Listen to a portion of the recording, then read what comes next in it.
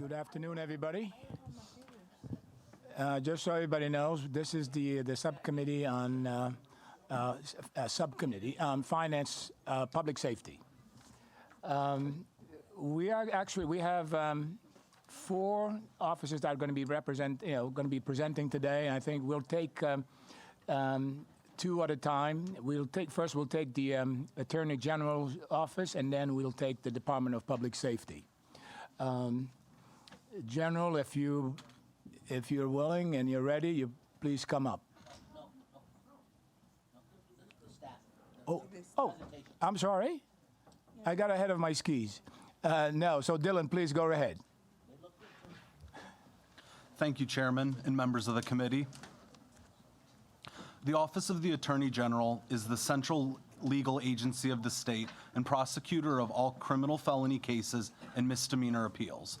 The office also represents all state agencies and departments, and commissions, and initiates litigation to protect the interests of the Rhode Island citizens.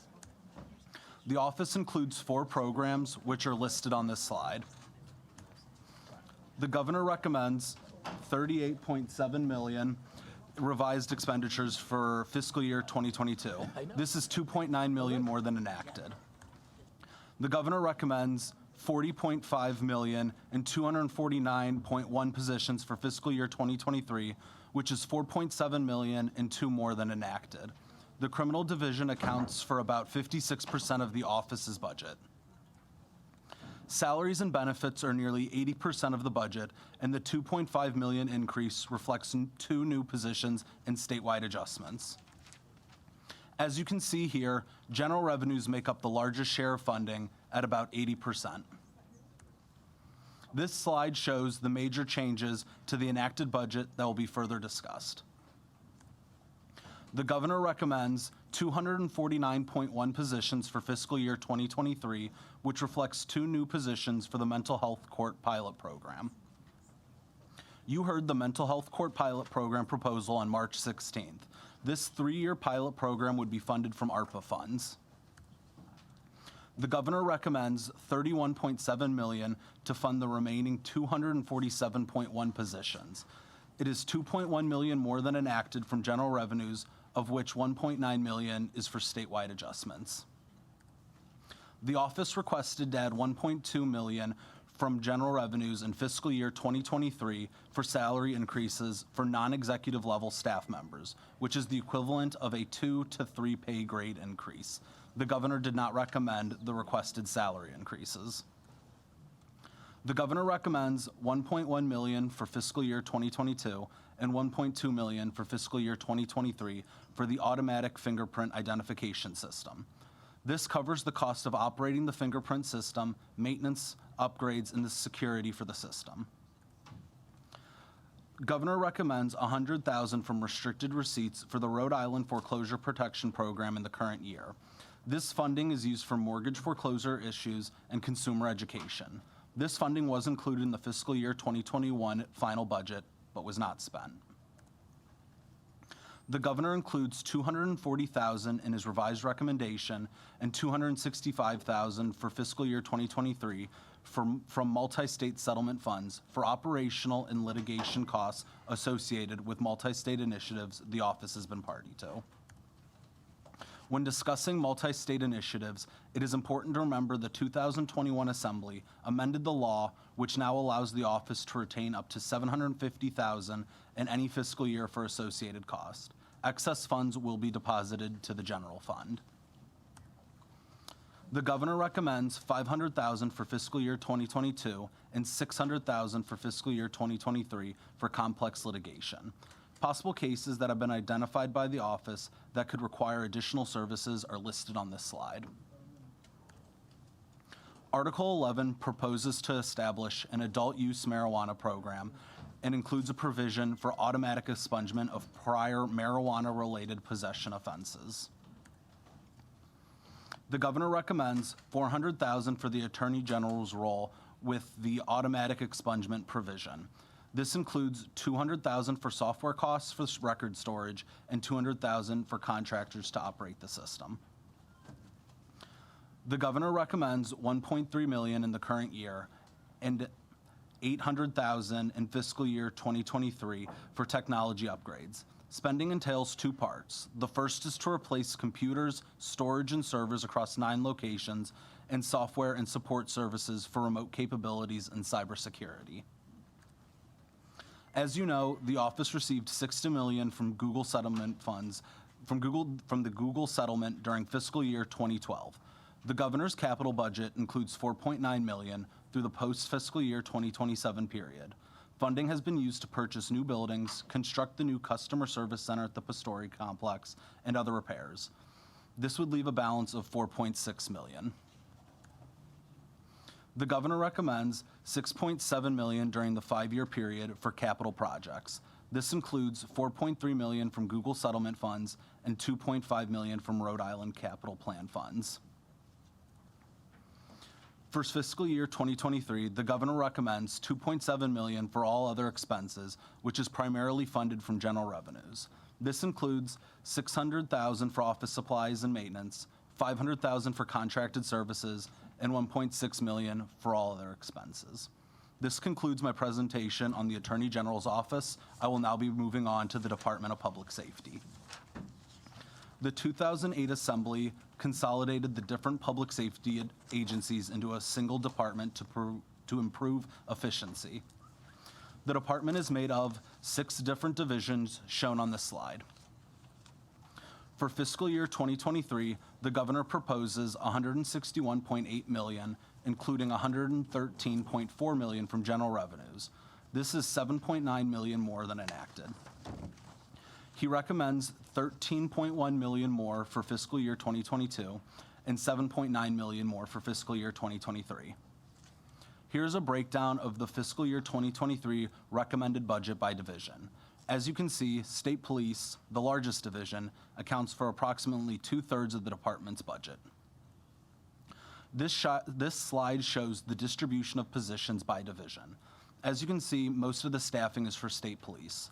The governor recommends 8.6 new positions in fiscal year 2022 and 12.6 new positions for fiscal year 2023. The department assessed the job duties assigned to all of its civilian staff members. Based on that assessment, the department requested $300,000 to upgrade 47 positions. The governor did not recommend funding.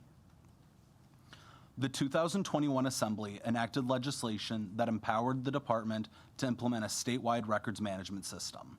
Law enforcement agencies throughout the state will be able to utilize the system, which will allow for the storage, retrieval, and viewing of incident and accident reports, arrests, citations, warrants, case management, field contacts, and other records.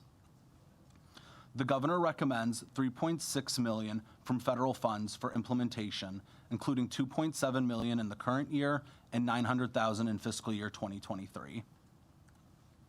The Central Management Division is responsible for budgeting, planning, and purchasing, as well as administering all federal grants. The governor recommends 14.6 positions, which is 2.6 more than enacted.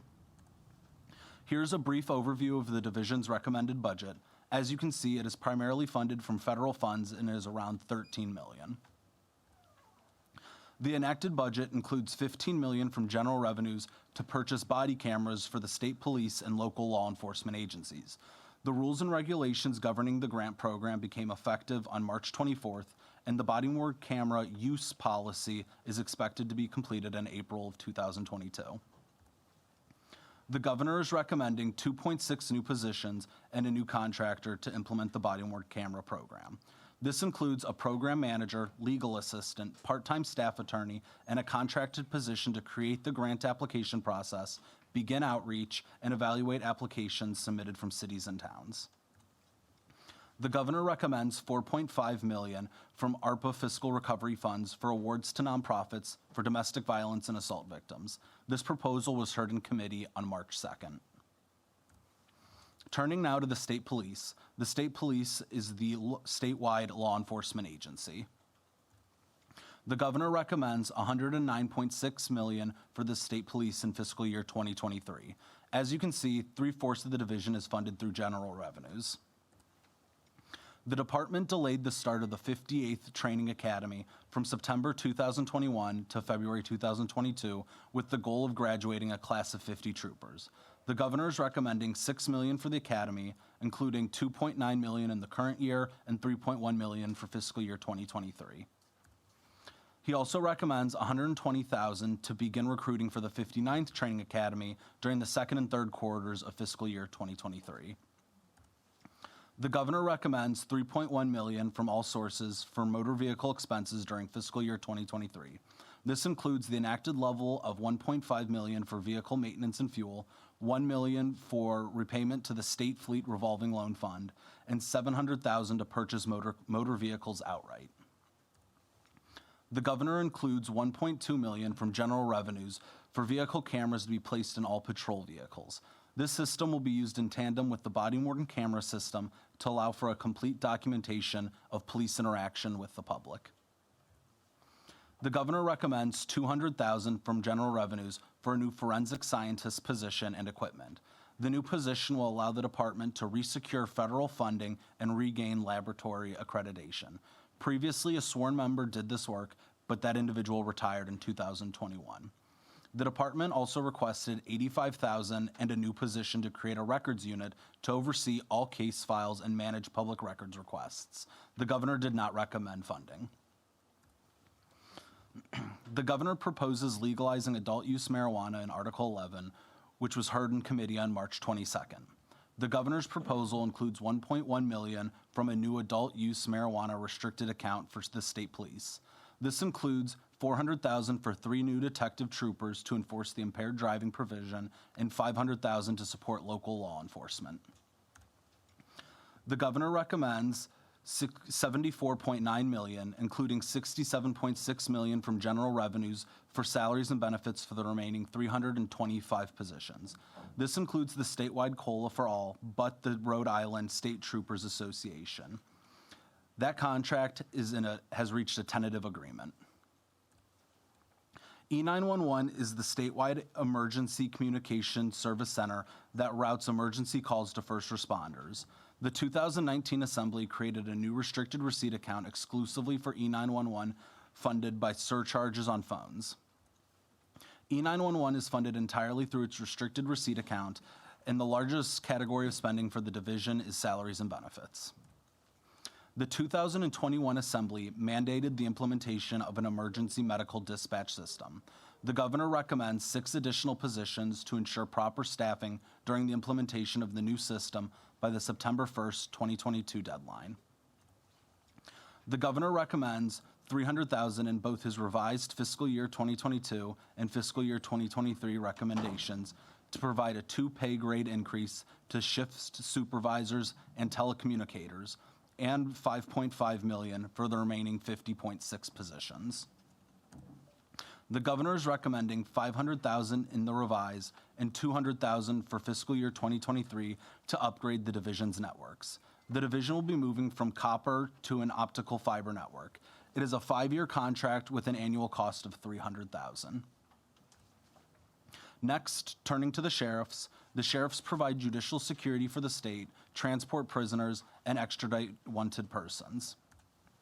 Sheriffs are funded entirely through general revenues, and the largest category of spending is salaries and benefits. The governor recommends transitioning 12 sheriffs from 35-hour to 37.5-hour work weeks and includes $100,000 for fiscal year 2022 and fiscal year 2023. The governor subsequently requested a budget amendment to remove $100,000 from fiscal year 2022 as additional turnover savings are able to fund the transition. The governor recommends $21.1 million to fully fund the division for fiscal year 2023. This is $1.7 million more than enacted. The governor also recommends $300,000 for fiscal year 2023 for the Fleet Revolving Loan Fund. This reflects the first year of repayment on 11 vehicles purchased in fiscal year 2022 and a bus purchase that was deferred from fiscal year 2022 to fiscal year 2023. The Capitol Police perform public safety functions for 16 buildings and courthouses. The Capitol Police are funded from general revenues and internal service funds billed to other agencies. The governor recommends $5.5 million for fiscal year 2023, including $5 million for salaries and benefits and 52 positions. The governor recommends $5 million for fiscal year 2023 for salaries and benefits, which is $600,000 more than enacted. This includes $400,000 for statewide adjustments and $200,000 to convert 2 positions from internal service funds to direct billing. DPS had requested 5 new screeners, but the governor did not recommend funding for the new positions. The Municipal Police Training Academy provides academic and practical training for municipal police recruits, establishes standards for officers, and provides continuing education for officers.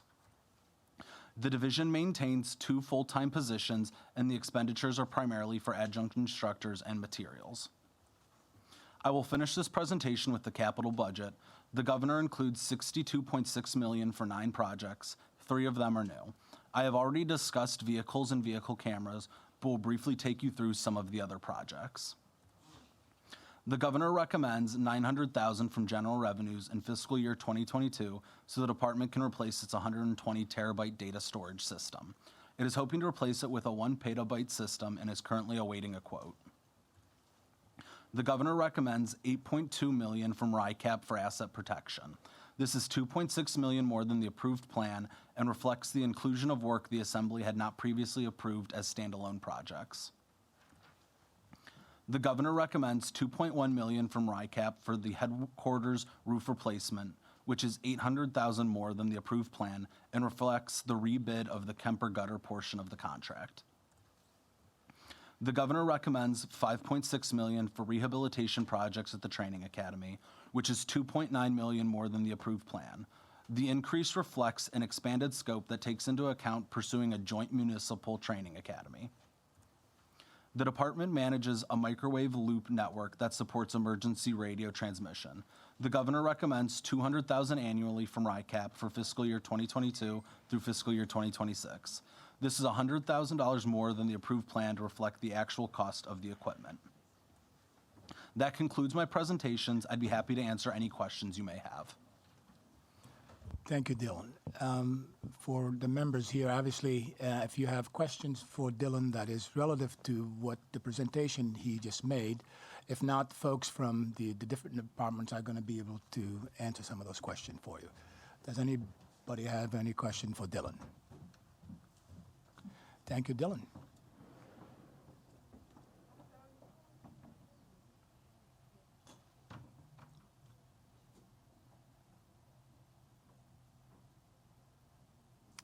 So, General, if you're ready, thank you.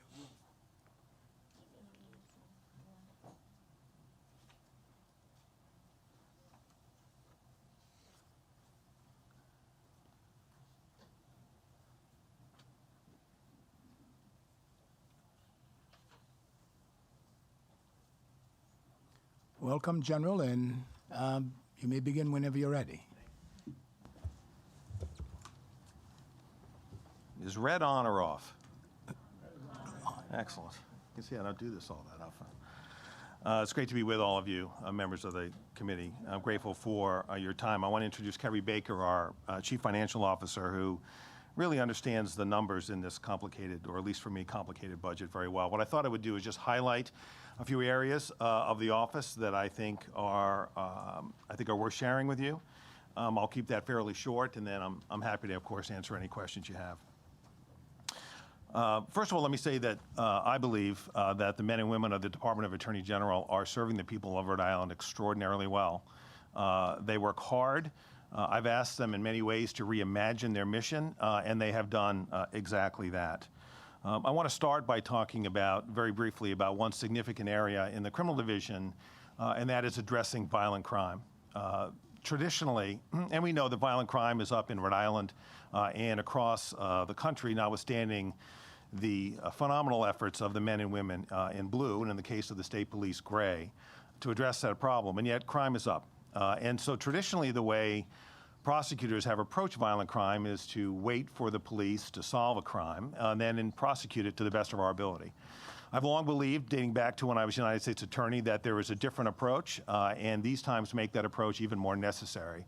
And that approach is to be proactive and creative in the ways that we address violent crime. The way we have attempted to do that here to allow us to move more quickly to address gun traffickers and those who maintain caches of illegal guns is to put together what we have called the Urban Violent Crime Initiative. It consists of a partnership of the Providence Police Department, the Central Falls Police Department, the Pawtucket Police Department, investigators from my office, the Bureau of Alcohol, Tobacco, and Firearms, as well as the Department of Corrections. And I thank all of those entities for their partnership. And what we have done together is really target those who drive violent crime.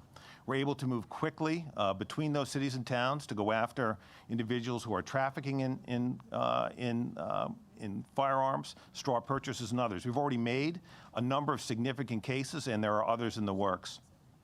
The other thing we've done with that initiative are really twofold. Using a federal grant, we've hired a data analyst to analyze the intelligence that we have at hand, to identify people who engage in violent crime and go after them. And the other thing that we've done is we've purchased what's called a NIBIN machine with state forfeiture funds so that we can do ballistics faster. One of the challenges for the Providence Police Department in particular was that our crime lab could not turn around casings quickly enough in cases not involving homicides. But it's the shootings that are frankly a death away from being a homicide. And by making this NIBIN machine available to all departments in the state, including our own, we've doubled our ability to process casings. And so we should be able to solve crimes and prevent crimes more quickly. I want to move very briefly to the Civil Division, and it is here that the office has truly reimagined its mission. When I became Attorney General, we were an excellent defensive litigation shop, and in fact, the slide that the staff presented to you shows that our Civil Division defends the state in actions brought against them. But we have really reimagined that mission. What's not on that slide, and I would respectfully suggest should be on that slide, is the work that we do when we are on offense. Our office can be on offense for the people of the state. We can make their lives better. We can make sure that what is proposed here turns out better for the people of the state. And I can point to just a few examples of that. When I took office, we had exactly one person doing healthcare. That is not enough people to address the healthcare challenges that face this state. We could not evaluate the Lifespan and Care New England proposed merger effectively with one person. That took a team of 5 individuals to do that work. When we stood up for Roger Williams and Fatima Hospitals, when an out-of-state company was trying to siphon off their funds and put them in danger of bankruptcy, we were able to stand up for them because we built a strong healthcare team. That's what I mean about reimagining the mission. We don't check boxes, we do deep dives, and I believe we get great results. Opioids. We have shared with you before our work with respect to the opioid litigation. But I think it suffices to say that we've returned to the state of Rhode Island $250 million in cash and necessary opioid life-saving drugs to help the people of the state. The team that did that work in partnership with other members of state government was phenomenal. When it comes to the environmental work of the office, again, we've reimagined the mission. We've secured in recent years the largest Clean Air Act penalty in the history of the state. We stood up when other state regulators, in my view, were not acting appropriately to protect the people of the state. The Champlin's Marina issue on Block Island is one example. We stood up when an out-of-state medical recycling facility trying to use untested technology wanted to open that plant in a neighborhood here in the state of Rhode Island. We've made our voice heard when an entity proposed to expand a liquefied natural gas facility here in Providence without doing the full review necessary to make sure the circumstances of that project, if it go forward, are safe for Rhode Islanders. And we've expanded public access to the shoreline. That is an issue that I know at least some of the members of this committee are extraordinarily interested in. Well, the reality is, when we're talking about shoreline access, there are 2 ways to look at that. One is lateral access, which is what the committee has been looking at, but there's also vertical access. And in too many places across the state, private landowners have blocked the public from reaching the shore. And so we've taken action in Providence at the end of Public Street, we've taken action in Newport, we've taken action in Warwick and many other places to ensure that the public can reach the shoreline, as is their right. And lastly, with respect to the environment, we expect to announce later this week a settlement involving an additive to gasoline that will return an additional several $1 million to the state to do remediation work going forward. And so the work of the office is strong. The men and women of the office are performing brilliantly. They are carrying caseloads that, in my view, are far too high and far exceed what they were carrying when I was in the office back in the early 2000s. The prosecutors in the narcotics unit are carrying, which also includes gun trafficking, are carrying 295 cases each. The prosecutors that handle cases involving crimes against children are carrying nearly 200 cases each. Those caseloads are far too high, but they're doing tremendous work. We have 14,000 pending cases right now in the Superior Court with 70 prosecutors. So you can do the math and understand the challenges that poses to the men and women of the department, but they are doing an incredible, incredible job. The challenges we face are, frankly, too much work for too few people, and the other challenge is retaining staff. I believe there's no finer place to practice law in the state of Rhode Island than the Office of Attorney General. I've spent 2 parts of my career there. And yet the reality is that sometimes people need to move on for economic reasons and others. I will say this, that we have trouble remaining competitive with other state agencies in retaining our staff. And that is something that I think we desperately need to fix. It's the reason for our request to the governor to add to our budget to fix that problem. We've lost 12 employees over the last year or so to other state agencies, employees that we can ill afford to lose. And so I'll leave it there. I've given you a lot, and I apologize for that, but I wanted to highlight some of the important work that we're doing, and I'm happy to answer any of your questions. Thank you, General, and thank you for the good work that the men and women in your office do every day for us. And we want to commend you on the litigation department in terms of all the, at least the last 5 or 6 weeks, you've been very busy. So we do appreciate all the work that you do. Thank you. Any member? Minority Leader. Thank you, General. Sure, Leader. Can you speak a little bit about the multi-state litigation that the office is involved in? I know that we appropriated funds to have new positions within your office, and that was something I think many on this panel were supportive of, including myself. I just want to see how that work is going, please. Yeah, it's going really well. So we have at least 4 cases against entities such as Google, some other high-tech firms that are actually in litigation right now. We also have 20 additional cases where we are working with other AG's offices in sort of a pre-litigation posture to put together a potential case and bring it. So the work there is ongoing. There are a number of pieces of litigation that we're either already engaged in or will be engaged in shortly. Some of these cases, as you point out, are multi-state cases. Others we do on our own, and sometimes they're a bit of a blend. So, for example, the opioid litigation was a bit of a blend. Some of that work was in partnership with our other AG, my AG colleagues. Other parts of that settlement were sort of done by the office alone. So, for example, another good example is the MBTE settlement. I anticipate that settlement will bring over $10 million into the state by Thursday or Friday this week. And so we are more than meeting the budget that this committee supported and that the General Assembly overall supported to bring millions of dollars back to the state. Those monies are well invested, and it's my expectation that will continue to happen. Thank you. You're welcome. Does anybody want? Chairman Hall? Thank you, General. I follow your office pretty well in my line of work, but I want to say, especially your civil division, the criminal division, those get all the highlights and everything. I really want to commend, especially Lifespan, and you will understand this, Blake, and doing the right thing with Lifespan and actually saying it was wrong, but not just saying it was wrong, coming with the information so that regular people can understand why it was wrong. So I'm commending you for that, and I follow a couple other things that are done for people that we don't see normally that you spoke about tonight, that I have to say, continue the good work there. Criminally, we're going to put the bad guys away, but there's a lot of things that happen that people have to do in their regular lives that don't get done, but your office is doing it. In the Narragansett Electric one, I'm watching that also to see what happens there. Those things touch people. So my hat's off to your civil division for what they're actually doing now, because it affects day-to-day lives. So thank you in your office and how you do that. Well, thank you, Representative, and thank you for your service, with the Providence Police Department. We've known each other a long time, and thank you for that shout out to the Civil Division. It is a really strong group of lawyers. I'll give you one example that I didn't share, and I'll be really brief.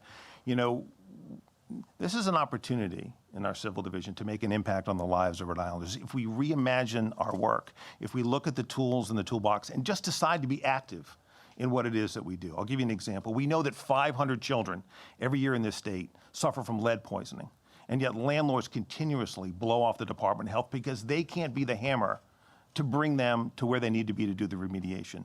We have now sued 7 landlords to remediate properties where those landlords could have cleaned these properties up in a short period of time for short dollars and just chose not to do it.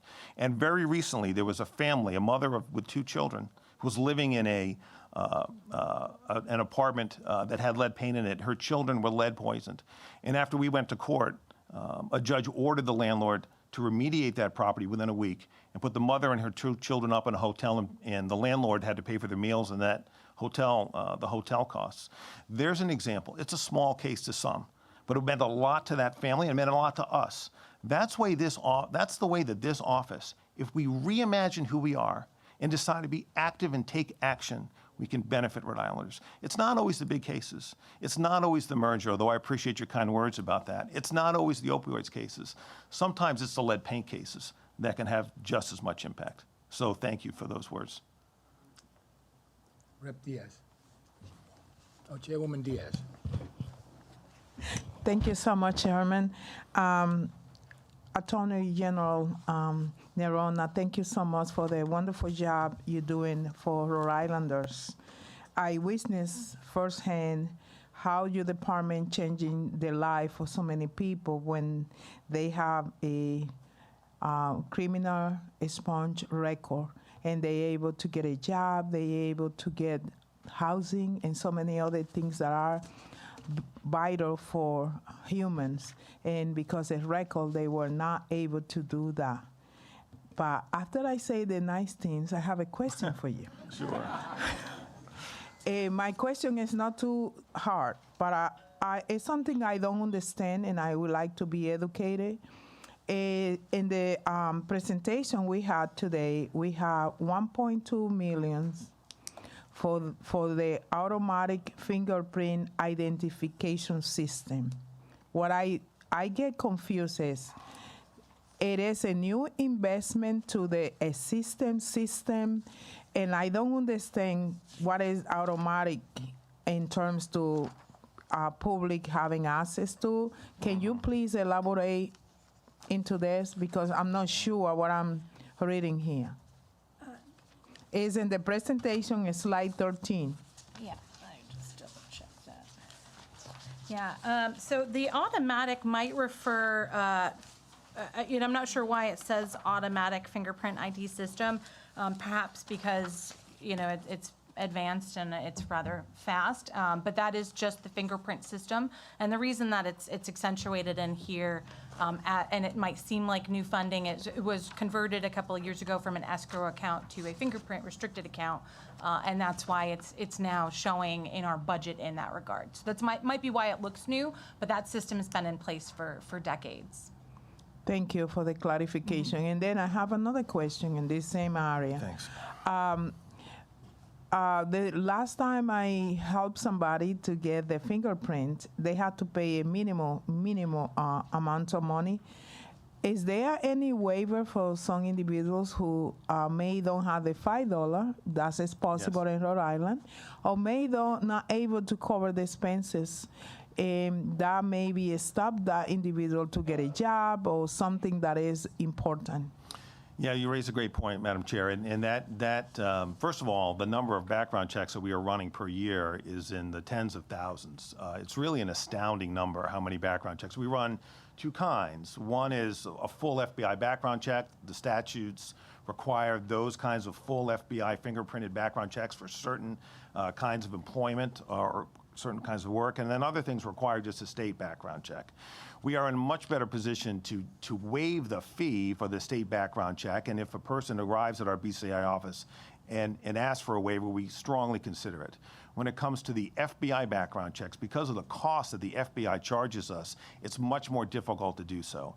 But I will go back and check on that issue to make sure that my answers, first and foremost, are correct. And I'm going to ask Carrie to correct me if I'm wrong. But if, for whatever reason, I'm not correct about that, I will write to this committee and clarify my answers. But I do know this: we run a ton of checks.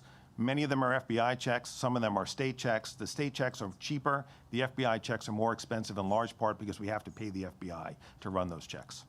Carrie, do you want to add anything to that? No, that's spot on. Thank you. As we move into the another world with more opportunity, I will say that maybe it doesn't sound good, but more opportunity maybe get into trouble, and the requirement of the fingerprints will be request for so many reasons. Do you consider at some point to see how we can assist in people with the fee? Because when you are in both state and federal, those are a little bit of a challenge for some people. Yeah.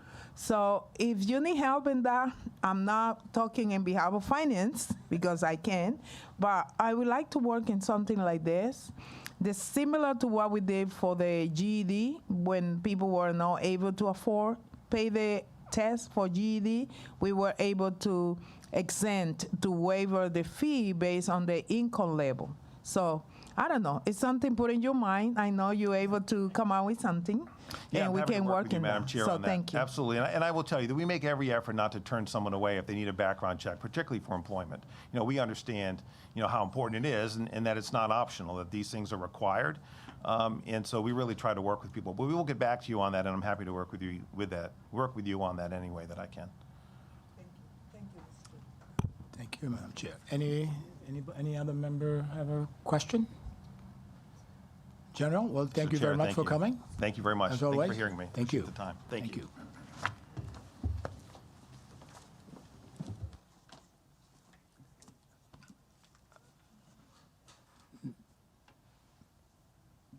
Now up to bat is the Department of Public Safety, Colonel Manning.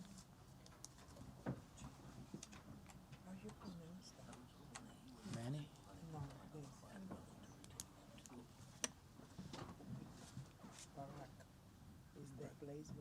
Oh, Barrack.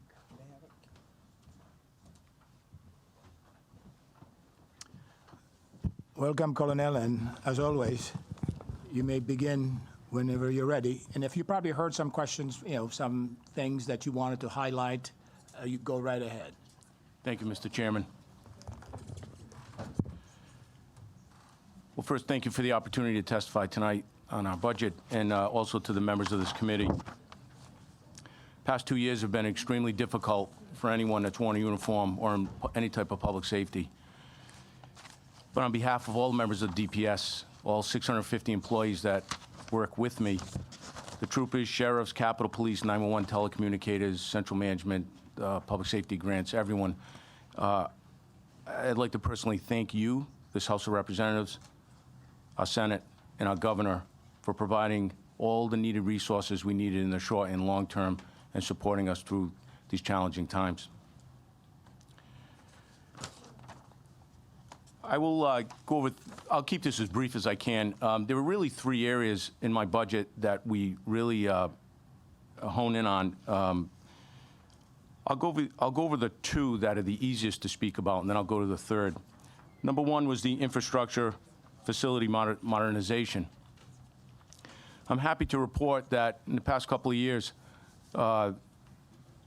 this committee especially has assisted us in the governor's office with the Portsmouth Barracks renovation.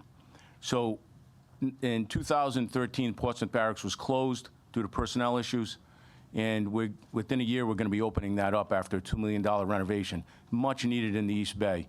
It'll concentrate because we have a casino now in Tiverton, and because of the 4 big bridges that we will concentrate in those areas. So that's a very positive improvement for the entire state, not just the East Bay. Also, we're consolidating the Hope Valley and Wickford barracks. That's been in the works for the 3 years I've been here. And we're going to be building a new southern barracks right off Route 95 at Exit 7. That's going to be a huge improvement to the services we provide this state. Hope Valley and Wickford barracks, other than being old and not being renovated or touched since 1930, are not in the right position. They're not in the right place in the state for patrols. So Route 95, covering from Connecticut all the way up to Warwick, and Lincoln, all the way up to the Lincoln Barracks, will have this new southern barracks that will be such a great improvement with 80 troopers, including K-9 detectives and commercial enforcement, will be stationed out of that barracks. The estimated time on that is probably 3 years by the time all the engineering, permitting, and everything else is done and constructed, fully constructed. Technology, the second area. Body-worn cameras, major technological improvement for the state. We are the last state police agency in the United States to get body-worn cameras, in-car cameras. We did have them in 1999 to about 2006, in-car cameras. But technology passed us. It was an antiquated system, and we had to do away with it. But we are very excited to get them as the last state that does not have them, and I think that'll be a huge improvement in our policing and transparency for the state. We've already talked about the data storage and switch upgrades, which will be a great improvement for us as well. So let's come to the area that is definitely our toughest challenge and our number one priority, personnel. We currently have a recruit class that started March 14th, and they're in their third week. Let me go over some of the demographics of that, of what is needed to know about this. So first off, we currently have 52 shortages on the Rhode Island State Police of sworn personnel. That's the largest shortage I've ever seen in the 32 years I've been affiliated with this agency. We've never seen that many shortages. We had 1,000 applicants for this last class. When I tried out, there were 3,500 applicants. Of the 1,000 applicants, 600 didn't show up for the test. Of the 400 that showed up for the test, 200 failed the first phase of the agility test. Of the 200 that were left, within a short order, we were down to 100 that were maybe eligible for a background, of which only 47 successfully passed all the requirements, medical and so forth, to be considered recruits for the State Police Academy. 47 total, I needed 50 in this class, but also knowing that we were going to lose many in the first few weeks, hoping for 20 alternates. We didn't have any alternate list. There was none. So we had 47 enter on March 14th. Here we are 2 weeks later. We have 34 left. So that's why it's important to us to continue our recruitment and with other classes in the future. I want to add something, though. This isn't just the Rhode Island State Police. This is a national issue. It's not just us. And we've fared pretty well in all of this. But talking to my counterparts, like in Massachusetts, they used to have 18,000 applicants to down to 6,000. And they have 2,500 troopers. Connecticut, same thing. They have about 1,200 troopers, full complement. So every agency is struggling to recruit right now, but I do think the pendulum has swung, and we will be continue to get good quality applicants for the state police. And I will add, every recruit that's in that class, every single one has earned that spot. It would make a good trooper once they graduate. This recruitment that we plan, we're asking for, would be for starting July 1st and would go all the way until, and would graduate in 2024. That class would be about 25 troopers.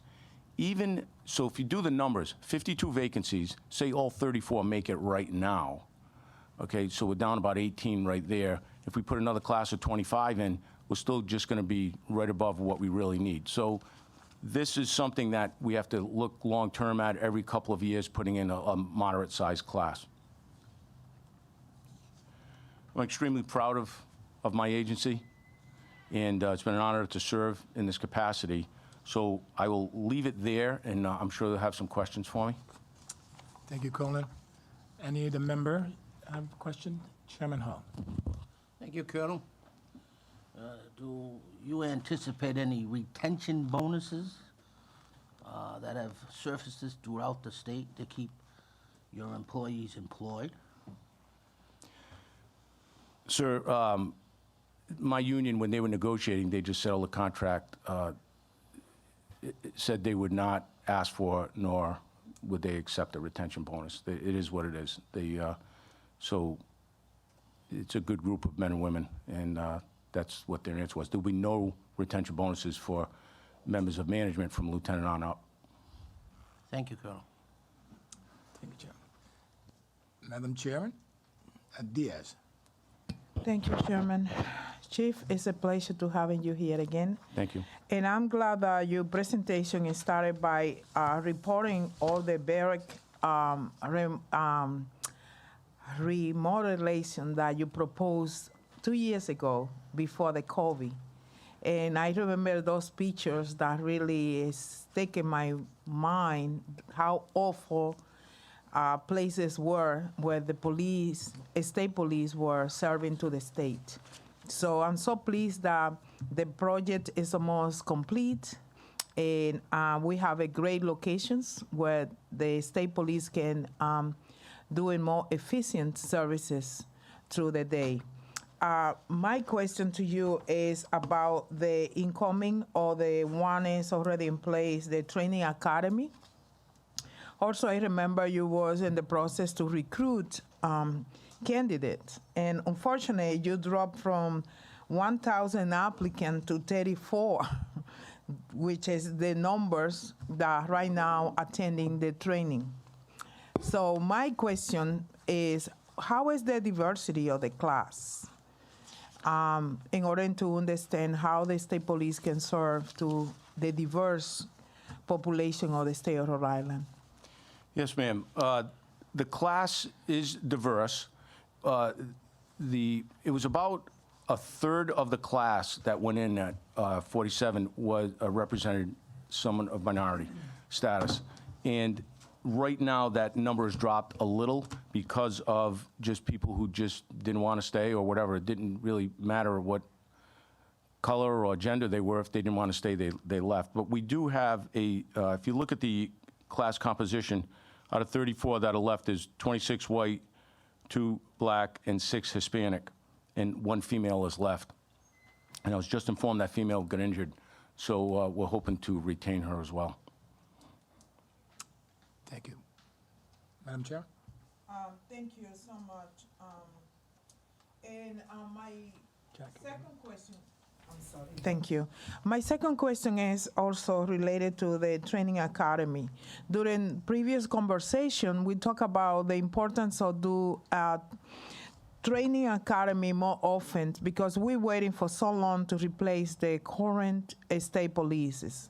So I want to know if you have any budget plan or anything that can bring those academy more closer, so the retention and to maintain some ratio of the number of the state police in the state would be more easy to accomplish for your department?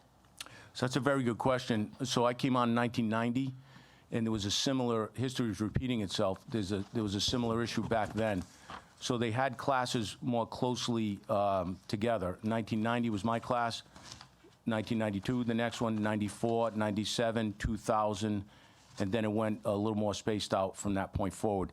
So the answer is yes. The best way to recruit and retain is to have these classes a little closer together, whether it was 18 months to 2 years apart. Reduce the size of the class, but have more processes to get more recruits in.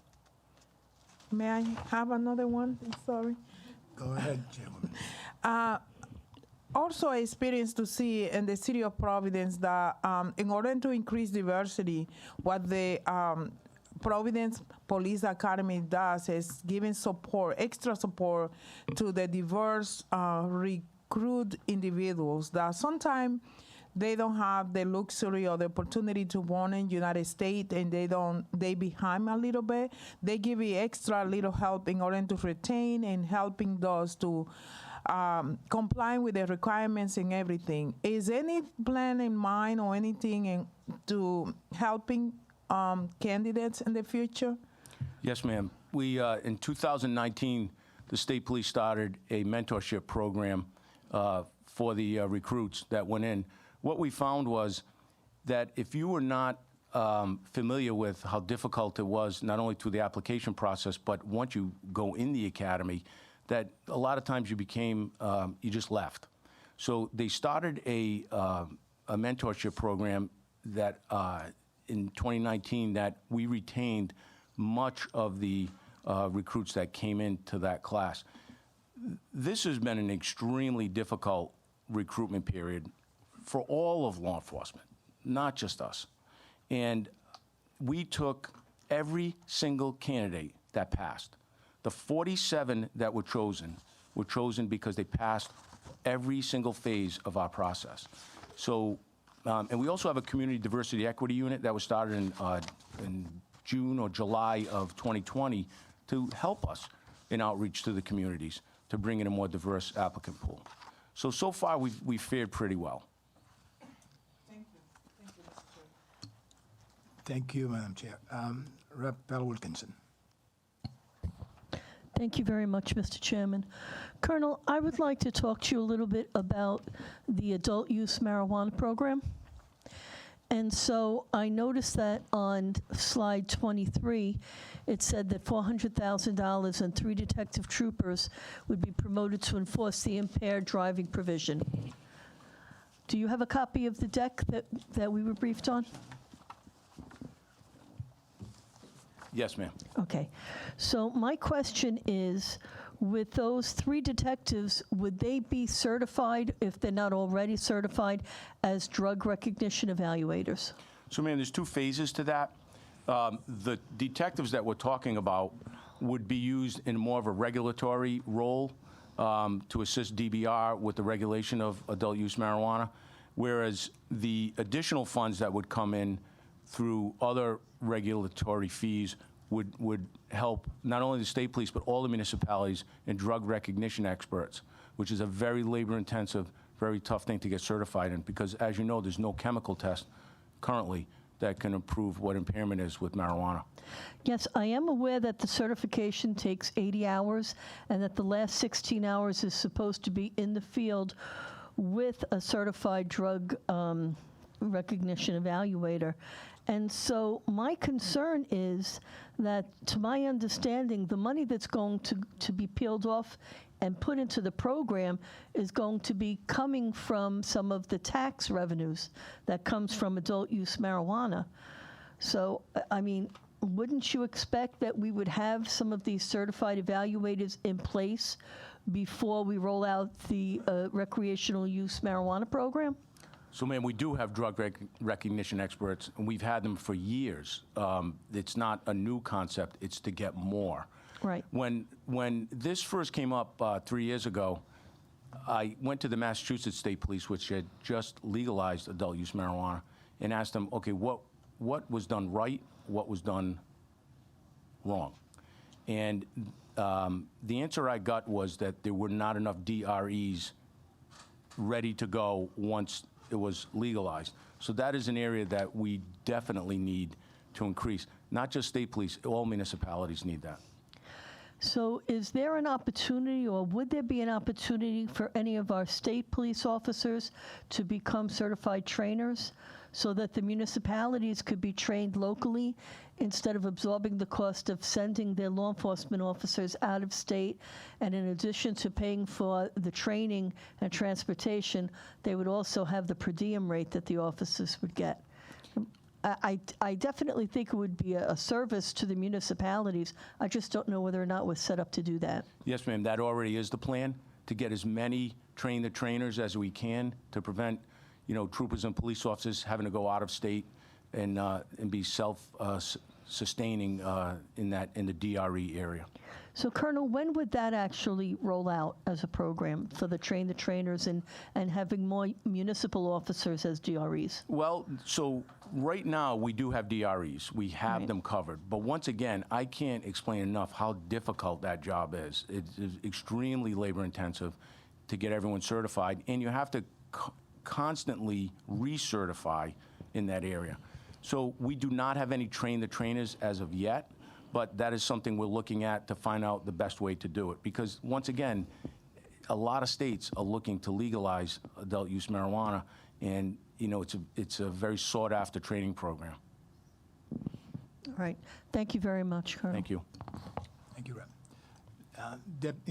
Minority Leader. Thank you, Chairman. Thank you, Colonel. Question, sir. As you know, there's for years been patrols on Block Island in the summertime, on weekends specifically. I understand that may not be happening, or there's a potential it may not be happening this summer. I'm just trying to understand why and what's the status of that, please. So we're trying to work out all the details. Prior to my testimony in front of Senate Finance, I was on a conference call with the governor's office and the town manager of Block Island to try and figure something out.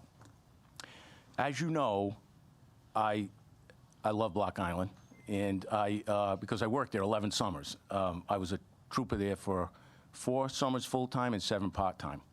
Not that I chased you or your brother around at all, but... It's when we first met, Colonel. That's where we first met. I'm glad everyone turned out well. But really, so just to give you a historical perspective, very quickly on Block Island. 1925, the Rhode Island State Police, one of the first posts a trooper ever stood was in front of the Yellow Kittens on Block Island. That's from the first colonel's book that he wrote. And one of the biggest challenges he had in his book was he quoted Taming Block Island. So you can see how far back the relationship goes with Block Island, because there were bootlegging and other things going on way back then. We've had troopers on that island ever since. Sometimes it stopped because of personnel issues, but most of the time it did not. In 1990, when I came on the state police, that was the first year we started the Block Island patrols again because of the severe personnel issues we had in the 70s and 80s. We stationed 2 troopers there from Fridays to Mondays. They worked 13 to 15-hour days and 12 to 15-hour nights, depending on whatever shift they got. We never charged a fee or a cost to Block Island because we had the resources available to send troopers. The past 2 years have been extremely difficult to staff even our needs here on the mainland for the state police. As I told you, we have 52 vacancies. So the request, about a year ago, we sent a captain from the state police to Block Island to fill in as the police chief. He's since left and became the chief of the police on Block Island. We sent 8 troopers there over the past couple of years at different times to assist with fatal accidents and increased patrols at no cost to the island. But I knew this summer would be upon us, that we would have all the vacancies we have and more. Every trooper that does not work on the mainland, or every time a shift is missed, creates overtime, and it's very expensive. So on Block Island, every single trooper that is assigned there this summer, and about half of them last summer, created overtime at the cost of about $47,000 this summer alone. The request I made to Block Island was this, and I made it to the town of Exeter and the Rhode Island Turnpike and Bridge Authority, because those are the 3 areas that needed increased state police patrols. For $68,000, which is the base salary of a brand new trooper, we would pay the pension and the OPEB liabilities on all this stuff. We would assign troopers to those entities.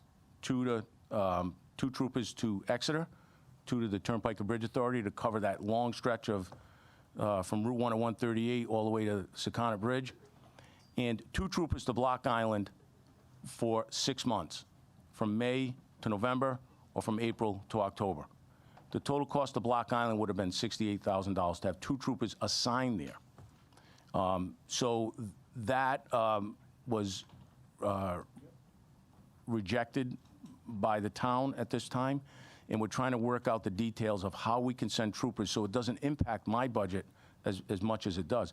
There's $1.2 million just in personnel overtime in my budget just to fill the troopers I have on the mainland, so because of the shortages. So this is something we're trying to resolve with the leadership on Block Island. Thank you, Colonel. I appreciate that. If I may. Chairman Hull, go ahead. Colonel, coming to the defense of Little Block Island, they are part of the state. I can understand the Bridge and Turnpike Authority because they're gathering toll money. But that's a town, and you're part of the state, that's part of the state. And if they need police services, we have to give them police services. To charge them, the town, and I'm not from Block Island, let it be known, but I find it kind of difficult to understand that you're going to charge one town for police services, but you're not going to charge the city of Providence for police services, or Exeter or West Greenwich or whatever for police services, but they're part of the state. I find that baffling. You know, it should be part of your budget. Mr. Representative, let me clarify something. We will go to any inch of this state when needed. Providence to Block Island to Little Compton, wherever it is. This is different. This is to supplement their police department. We'd be working the shifts with them. That's the difference. There's no difference. You're state police. And if they need services, you're going to give them services. Is that state police? No. It is, sir, and I respectfully disagree that if every police department, there's 2,500 police officers in the state, if every town or city said, okay, we want to reduce our budgets and we need 20 troopers, 5 troopers, 1 trooper, we don't have the resources. We're down 52 troopers right now. But that's why you're here now, to ask for those resources. That's what finance is about, for the benefit of the state and for the benefit of your police force. Yes, sir. I just don't want to see another community go down this road to be charged for police services when other communities aren't. Well, the town of Exeter, sir, is being charged. Well, they don't have a police force at all. Right, they don't. So I could understand that one. But the thing is, even if they didn't want to pay, we would still have to provide services. Is it correct? We will respond to Block Island anytime, anywhere, when needed, for sure. And you would respond to Exeter anytime, whatever, even if they didn't pay for the services. Every correct? inch of the state, Mr. Representative. Then I'm fine. You answered my question. Thank you, Chairman. Anybody else has a question for the Colonel? So, Colonel, if we could go back to the use policy that you're implementing, whereabouts on that step are you? I mean, how close are you to having that policy ready? I'm sorry, what policy is that, sir? Use policy, the body cam use policy. Oh, yes. Well, we've done all the vetting. We're picking a vendor, and hopefully within the next couple of months, we start instituting. We did the testing on them, so it's imminent. So the policy is in place, and The policy, we're working closely with the statewide policy with the Attorney General for all body-worn cameras. But to give you an exact date, do we have the exact date? Starting?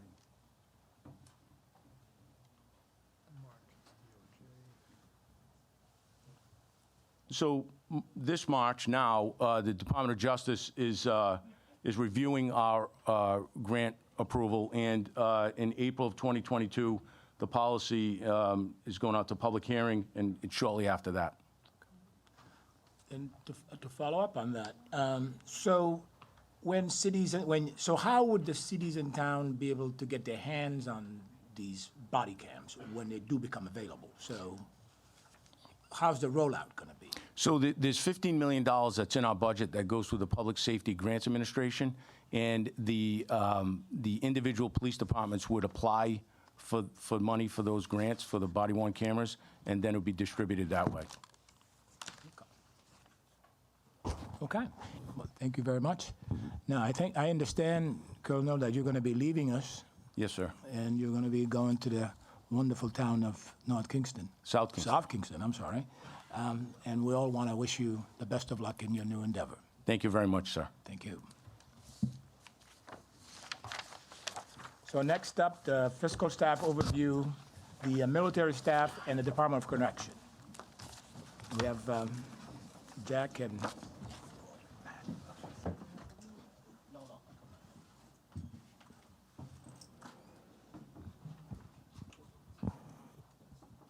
after Jack and Matt do their presentation, we're going to bring the different representative from the different departments to make, to testify.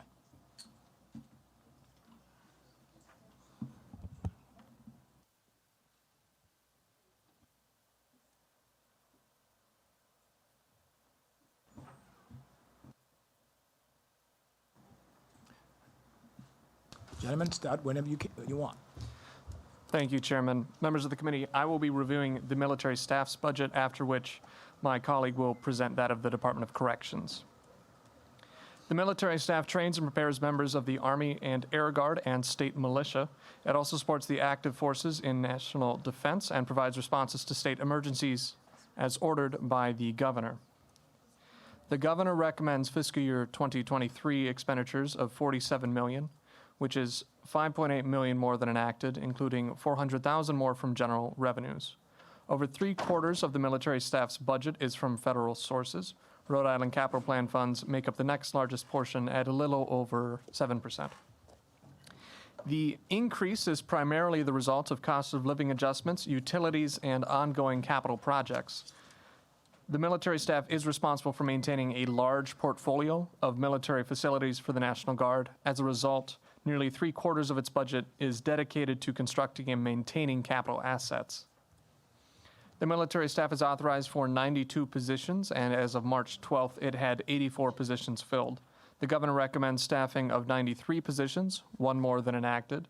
The average filled positions in fiscal year 21 was 85.2, which is a 9% vacancy rate. The governor recommends $100,000 from federal funds for one new capital projects manager position. The role is currently filled by a federal contractor and is not in the state budget. The change is requested as the Federal National Guard Bureau is trying to adhere more closely to the Master Cooperative Agreement it signed with the state. There are 30 firefighter positions within the military staff that support local communities in addition to on-base responsibilities. Pursuant to an agreement with the federal government, federal funds only pay for active personnel, while state funds must be used to support those injured on duty. The enacted budget includes only $50,000, which would support less than half an FTE. However, there are currently 3 firefighters on IOD status. The governor's recommendation funds all positions, including cost of living increases, and would cover 1.6 positions on injured on duty status. He later submitted an amendment adding $250,000 to cover an average of 3.6 FTEs. Here's a table that shows all of this information. In total, for the Quonset firefighters, the governor's budget includes $4.2 million, which is $600,000 more than enacted. The governor's requested amendment includes $500,000 from general revenues for IOD positions. There are 62 other FTEs in the agency. The budget includes $700,000 more for their cost of living adjustments. 90% of that is from federal funds. The governor includes $3.7 million for fiscal year 23 for various utilities. The state share of utility expenses differs building by building. The recommendation is $500,000 more than reported for fiscal year 21 expenses. This is the result of 2 large new facilities opening. The governor's revised request contains a known error in federal funds. The governor also includes $240,000 for centralized services, $60,000 more than enacted. He includes $400,000 for use of the Quonset Airport, though the amount is inconsistent with the terms of the actual contract, and $2.4 million for maintenance and repairs. Again, it appears the governor overstates necessary federal funds. These next couple slides list the agency's capital projects, costs, funding sources, and the anticipated timelines. There are 11 projects, 2 of which are new, which I will review, and a total capital budget of $447 million. Of that amount, $279 million is for the 5-year period. There are 2 new capital projects. The first is to demolish and rebuild the Quonset Air National Guard headquarters at the base in North Kingston for $33.5 million, including $3 million from RICAP. The second new project is expansion of the Sun Valley Armory for $7.9 million, including $800,000 from RICAP. That is the last item for the military staff. I will now cede the mic to Jack. So now I will walk you through the Department of Corrections budget. The department's budget is divided into 2 components. First, institutional corrections, which refers to inmates being held within a department facility, and then the rest of the programs, which include community corrections, central management, and the parole board. Institutional corrections make up 82% of the department's budget, while the other 3 programs make up under 20%. The governor recommends $250 million for fiscal 23, including $234 million from general revenues. As you can see, the majority of expenses for the department relate to staffing. The recommendation is $4.7 million more than enacted for fiscal 23. Within the department, the largest cost is for staff, and the greatest savings are from population reductions, which allow for the closing of modules within their facilities. The capacity of the prison facilities is governed by the terms of a lawsuit settled in 1995. This is different than the operational capacity, which is determined by the department based on how many inmates can safely be placed there. As you can see, the governor assumes that there will be an increase in the incarcerated population levels next year. For fiscal 23, the governor assumes the population will increase by 176 inmates. This slide shows the cost per inmate over time. Cost per inmate is driven primarily by staffing costs because it is the largest component of the budget. While these generally follow statewide personnel costs, costs are also impacted by the distribution of inmates to the various facilities. This table displays the cost per inmate excluding staffing expenses for the past several years and the change to the prior year.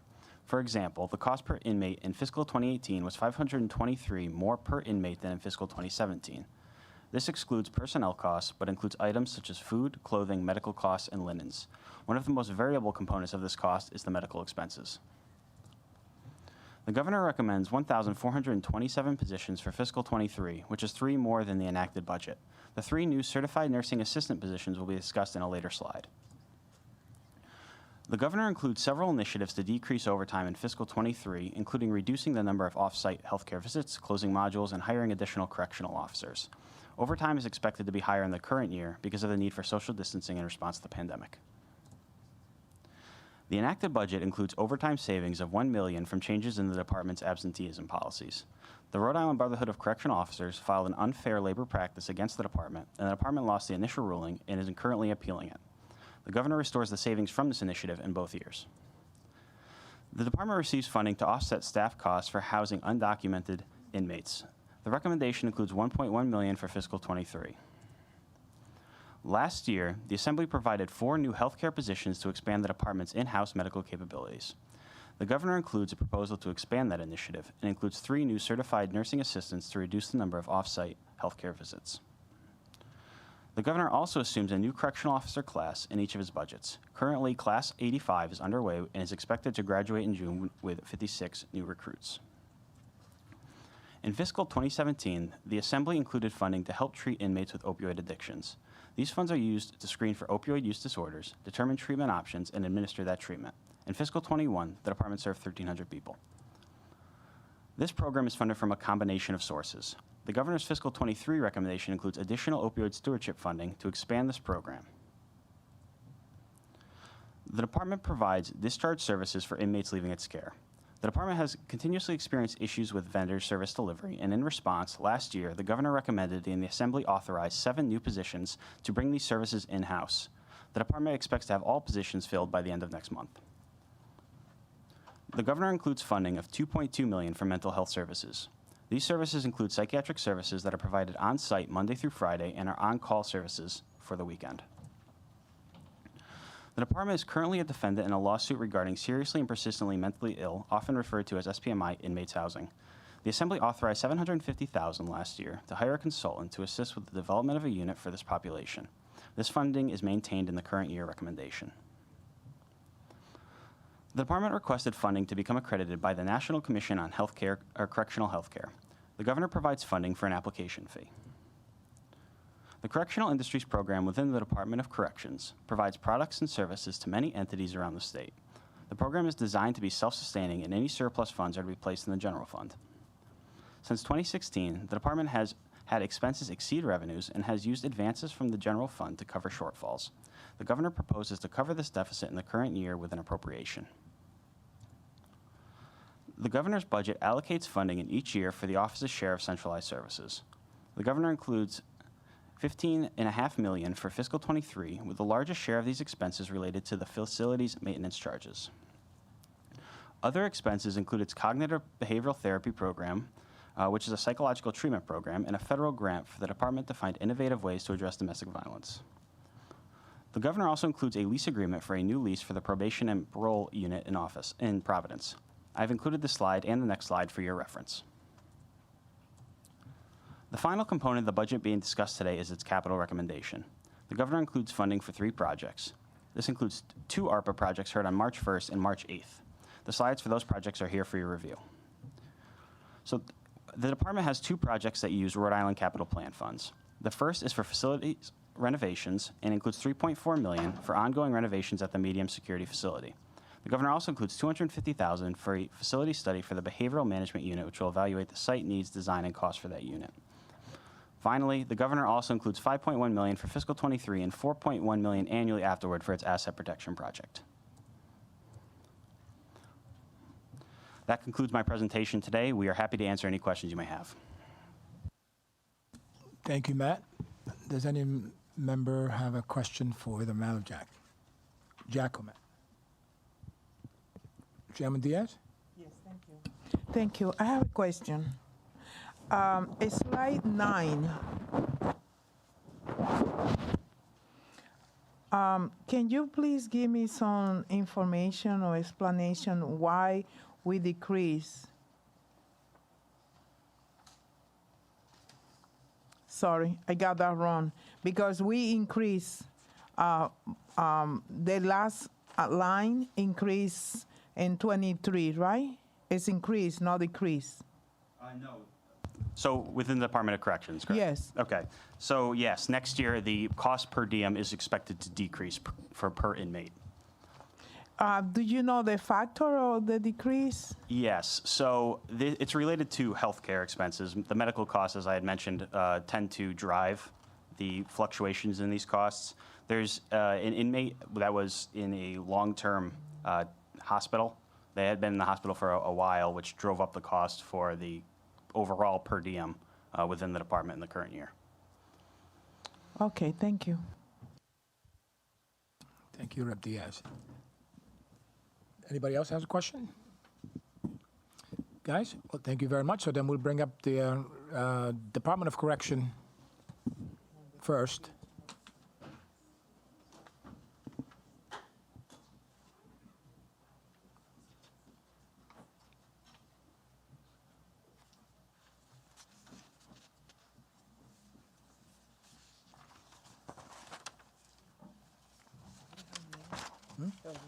Coin. I think Director Coin, yeah.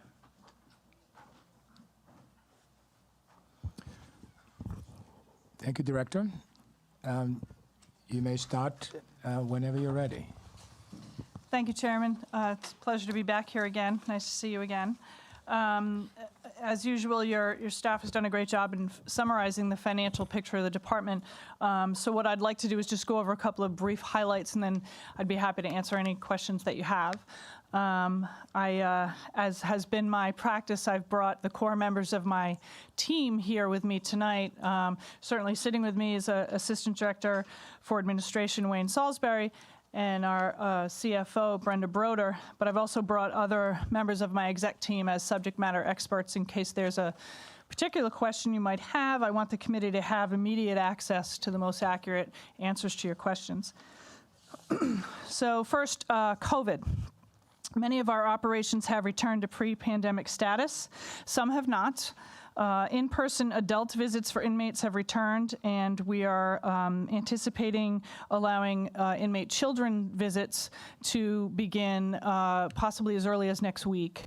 We're finalizing some of the logistics because there's a testing requirement for the children that we are facilitating on campus for the inmate children to be able to visit.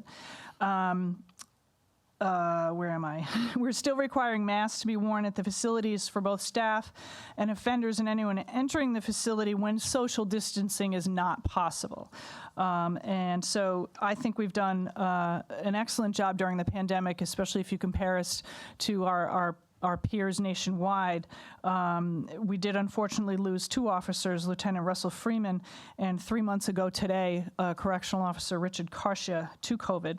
And while these losses certainly had an impact on the staff morale, I have to commend the staff at the Department of Corrections for keeping our case numbers as low as possible. And knock on wood, right now our numbers are extremely low. And so that's a very positive development. And as well, our vaccination among staff and among inmates is among the highest in the nation. We've done a very nice job, thanks to our healthcare staff, providing some real education to staff and inmates about why vaccination is a good idea. However, in order to effect this, we've had to do some different methods of management, and one of those things have been spreading the inmates out as much as possible to keep the incidence of COVID from occurring. And what that means is that some housing mods assumed closed when in the FY22 enacted budget have actually remained open in order to keep those inmates as spread out as possible.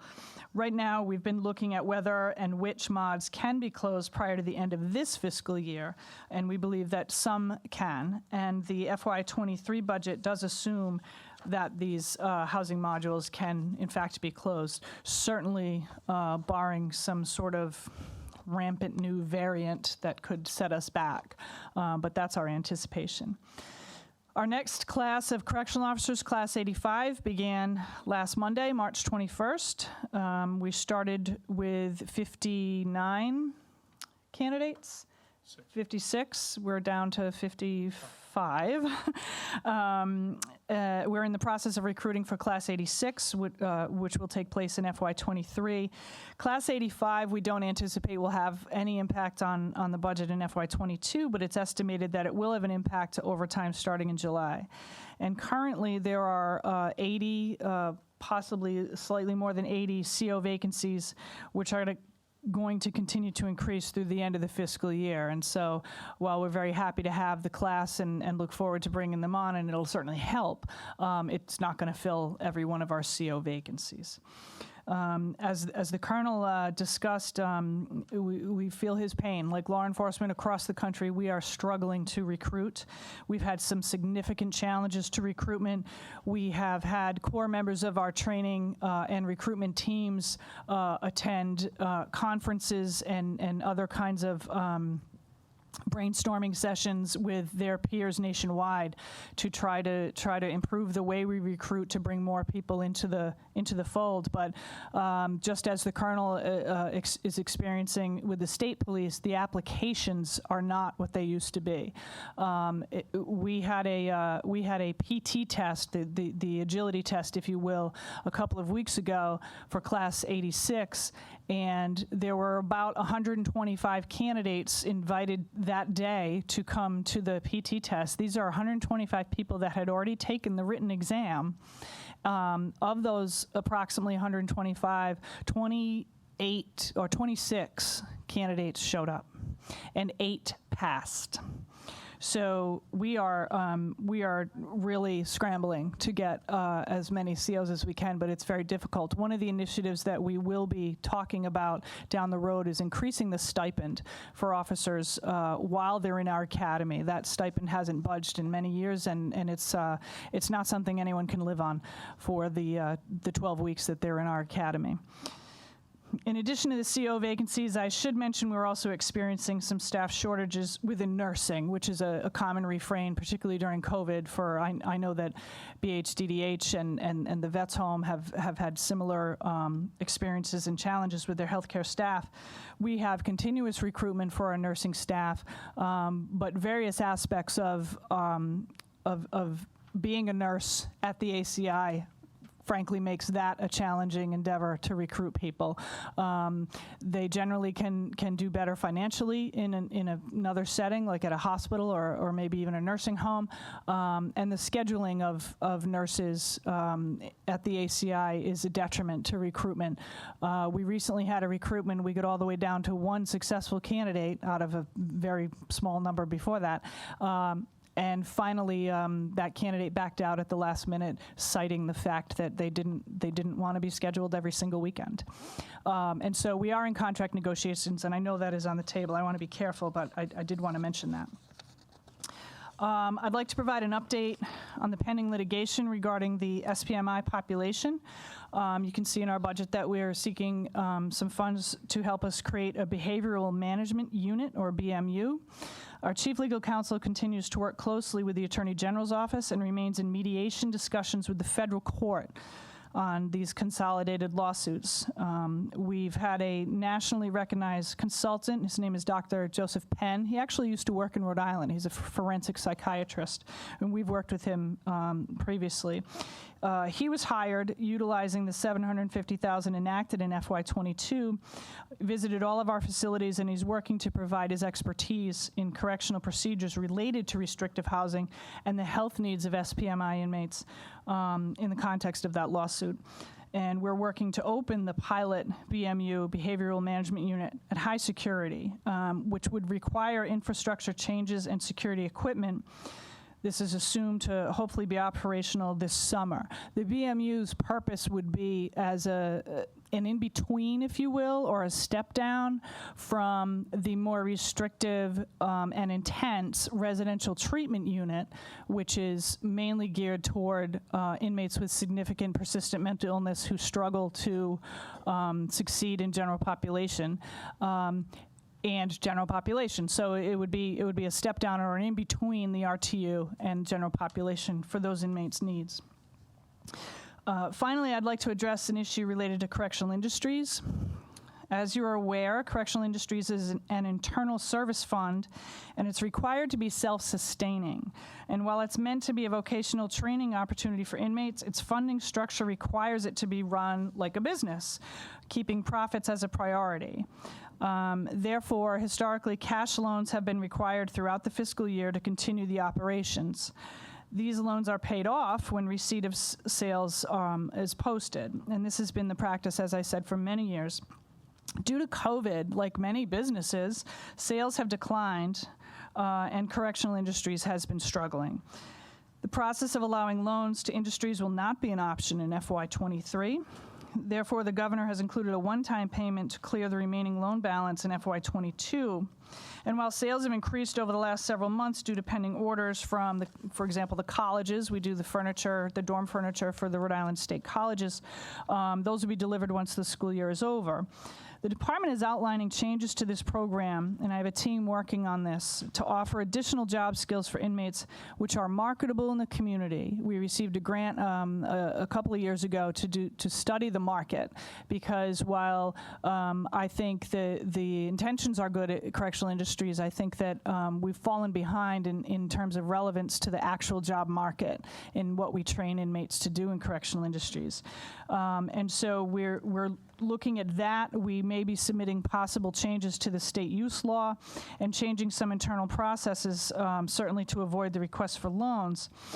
It's clear to me that the focus of industries needs to be on providing soon-to-be-released inmates with training that's relevant to the job market, with a goal toward employment upon release with businesses willing to hire them. And we've forged a relationship with a young man who works in Iowa who runs a similar program in Iowa's Department of Corrections in terms of outreach to locally owned businesses before the inmate ever is released, to try to forge a relationship. It's all well and good to train somebody to do something, but when they get out, if no one's going to hire them, what have we done? So we want to try to forge those relationships before the inmate ever even is looking at release, so that they actually are training for a real job that really exists, that they really can have when they get out. While we work through that, what is essentially a return to Correctional Industries' core mission, I am concerned for the future of this program as it looks right now, specifically in FY23. And so those are some of the major issues, the highlights, if you will. I'm happy to answer questions about those or anything else that is on your mind. Thank you, Director. And does any member have any questions? Rep. Bella Wilkinson. Thank you very much, Mr. Chairman. Director, let's go back to Correctional Industries, if you don't mind. Sure. So in our briefing, we were told that it currently employs between 70 and 80 inmates. Correct. Do we have the capacity to accommodate more, or has it been left at 70 to 80 inmates because of that's where the status is in terms of level of interest? Mm-hmm. I think it's a combination of level of interest and also staffing. You know, having the sufficient resources to supervise the number of inmates that would be employed in Correctional Industries. What are we doing in terms of education for the inmates? So we have a very robust educational program. We have an excellent relationship with many of the colleges. We certainly have a contract with CCRI, the reentry campus. Roger Williams provides some educational programs to us that actually take minimum security inmates off campus to Roger Williams for a program that they run. We have a number of inmates, and I don't want to misspeak and give you the wrong number, so I can send you the number of inmates every year who receive their GED. We have inmates who receive associate's degrees from CCRI, as well as various kinds of certificate programs or vocational kinds of programs through CCRI and others. And so there's also, I lost my train of thought. I apologize. So what I can say, though, is that the educational program is available to inmates, and certainly they take advantage of that. One thing I'm very proud of during COVID, and you heard me talk about this at the other hearing, so I won't belabor it, but I am proud of the fact that we were able to maintain the educational programming even during COVID when the teachers literally couldn't come into the facilities. We found a way to still provide the work, the instruction, and the inmates did their work independently, and it went back out to the instructors. And so it maintained, they didn't lose that momentum that they had in those educational classes. Do we, and I don't know if this question is coming out of left field, do we offer citizenship classes? Is there an interest in it, or is there a call for it? No? We don't. I don't know if there's ever been an inquiry about it. That's a good question, but I don't think we currently do. Okay. And then for the inmates that are enrolled in Correctional Industries, what is the daily rate? Is it a flat rate, or does it depend on what in particular they're doing? So there are inmates who are employed throughout the ACI and even sort of off campus, if you will. Everything from ironing clothes within their housing unit to doing laundry to helping in the kitchen to emptying my wastebasket in the morning and so forth. Grounds maintenance, everything, as well as those that are actually, quote, employed in Correctional Industries.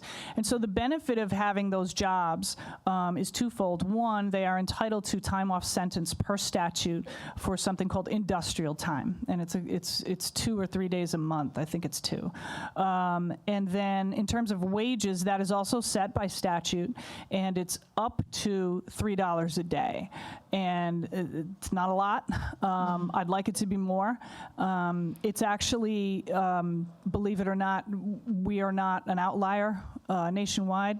We're one of the higher paid DOCs, but I think it should be higher than that. And it depends on the job. It depends on the skill level of the job and the longevity in the job for an inmate. So there's a way to work your way up, if you will, to $3 a day, but that's set by statute, so that statute would have to be changed for us to increase it. And do the inmates have an opportunity to send any of their accrued wages to their families? Absolutely. So there is an inmate account system at the ACI. Every inmate at the ACI has 2 accounts. It's not a bank, but they have 2 accounts. One, which we refer to as the active account, and that's the money that the inmate can use for commissary purchases, for court fees, for really whatever they want, to include sending out money to their family members. That's the account that a family member or friend, someone on their visiting list, can come into inmate accounts and deposit money into that account for the inmate's use. The other account is called, for lack of a better term, the frozen account. And that's an account created by statute that 25% of all deposits and earnings of an inmate go into that account, and that account is meant for their release. And so it's meant to be kind of a little nest egg, if you will, for renting an apartment or transportation or getting yourself settled in some way upon release.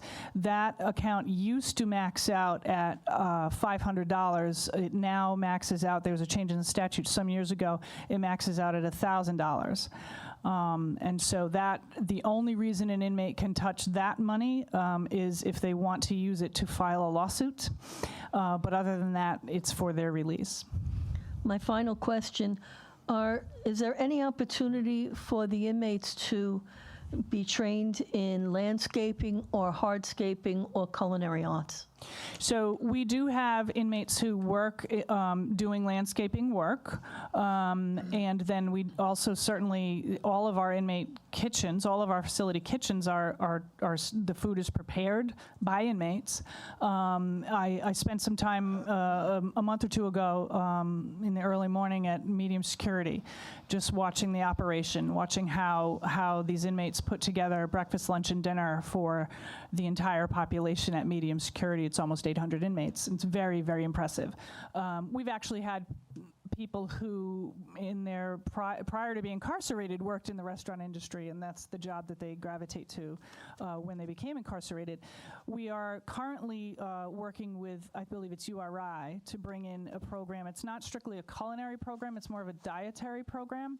But there are corrections departments that do have more robust culinary programs, and that's something that along with looking at the relevancy of our training to the job market, that's one of the areas that we've been looking at.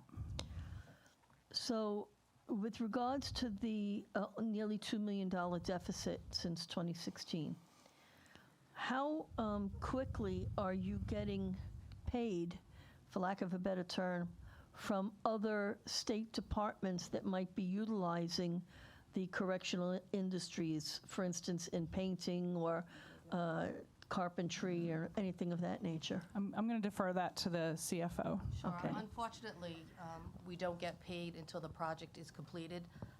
We are in discussions currently with Rhode Island College to accept some furniture that we've had in storage since February. They originally thought they needed it in February and decided that they now need it in June. So this is like $1 million project that we can't get funds for until the equipment is delivered. So we're trying to work with them and try to change our process to maybe get 25% upfront costs or just pay for the materials, which will help Correctional Industries in their deficit. So you're experiencing the same frustrations that many of us small businesses do, unfortunately, when they do business with the state. Absolutely. All right. Well, please let us know if there's anything we can do to kind of nudge people for you, all right? Great, Thank you. Because we're not on a one-way street. Thank you very much for your information today. Thank you, Chairman. Thank you, Rep. Thank you, Rep. Chairwoman Diaz. Thank you, Mr. Chairman. I want to spending on one question that Red Bella Wilkinson made it. When she was referring to the correctional industries, and the slide 22 is referring to 70 to 80 inmates who has the opportunity to work inside the facility. My question to you is, are those 70 to 80 inmates are rotated, or they are the same for a long period of the time? Thinking based on the population and the small numbers of inmates that work, just think about how things works. So they are, they don't really rotate, to be perfectly honest. They you know, the time and effort that goes into training an inmate to perform a certain kind of function, a carpentry endeavor, or, you know, building the furniture, that kind of thing, the auto shop, we'd like to hang on to that trained person, you know, so there's not a whole lot of turnover. I frankly think that is, that's a fact of life, and I understand why that is, but I'd like to see us move to a dynamic where inmates who are closer to being released are the ones cycling into industries. I understand the appeal and frankly necessity of having a well-trained inmate and who can help train the other inmates, and I get that and the consistency that gets you. But if that inmate is serving a 40-year sentence or a life sentence, wasn't really the goal of the program as much as the inmate who's maybe getting out in 5 years. And so that is one of the factors. As I said, I have a team looking at correctional industries as a whole and how do we get back to the roots of what that program is meant to be. Okay. And the perfect world would be awesome to have more opportunity for all the inmates because it's part of the healing process inside the facility. So I left agree. that to you. Now, when I had the great opportunity to go for a tour into 2 or 3 facilities, I didn't have any chance to go into the female buildings or facilities. And I didn't have a chance to make any questions regarding to the females. So can you tell me what kind of programs you have based on the females' needs and abilities? I know you offering a educational opportunity for many those inmates who express the interest, but I didn't have a chance to speak with you in regard to the female programming. Thank you for that question, Rep. I'm the first female director of corrections in Rhode Island. And so this is an issue that's very close to my heart, whether it's mentoring an up-and-coming executive on my staff or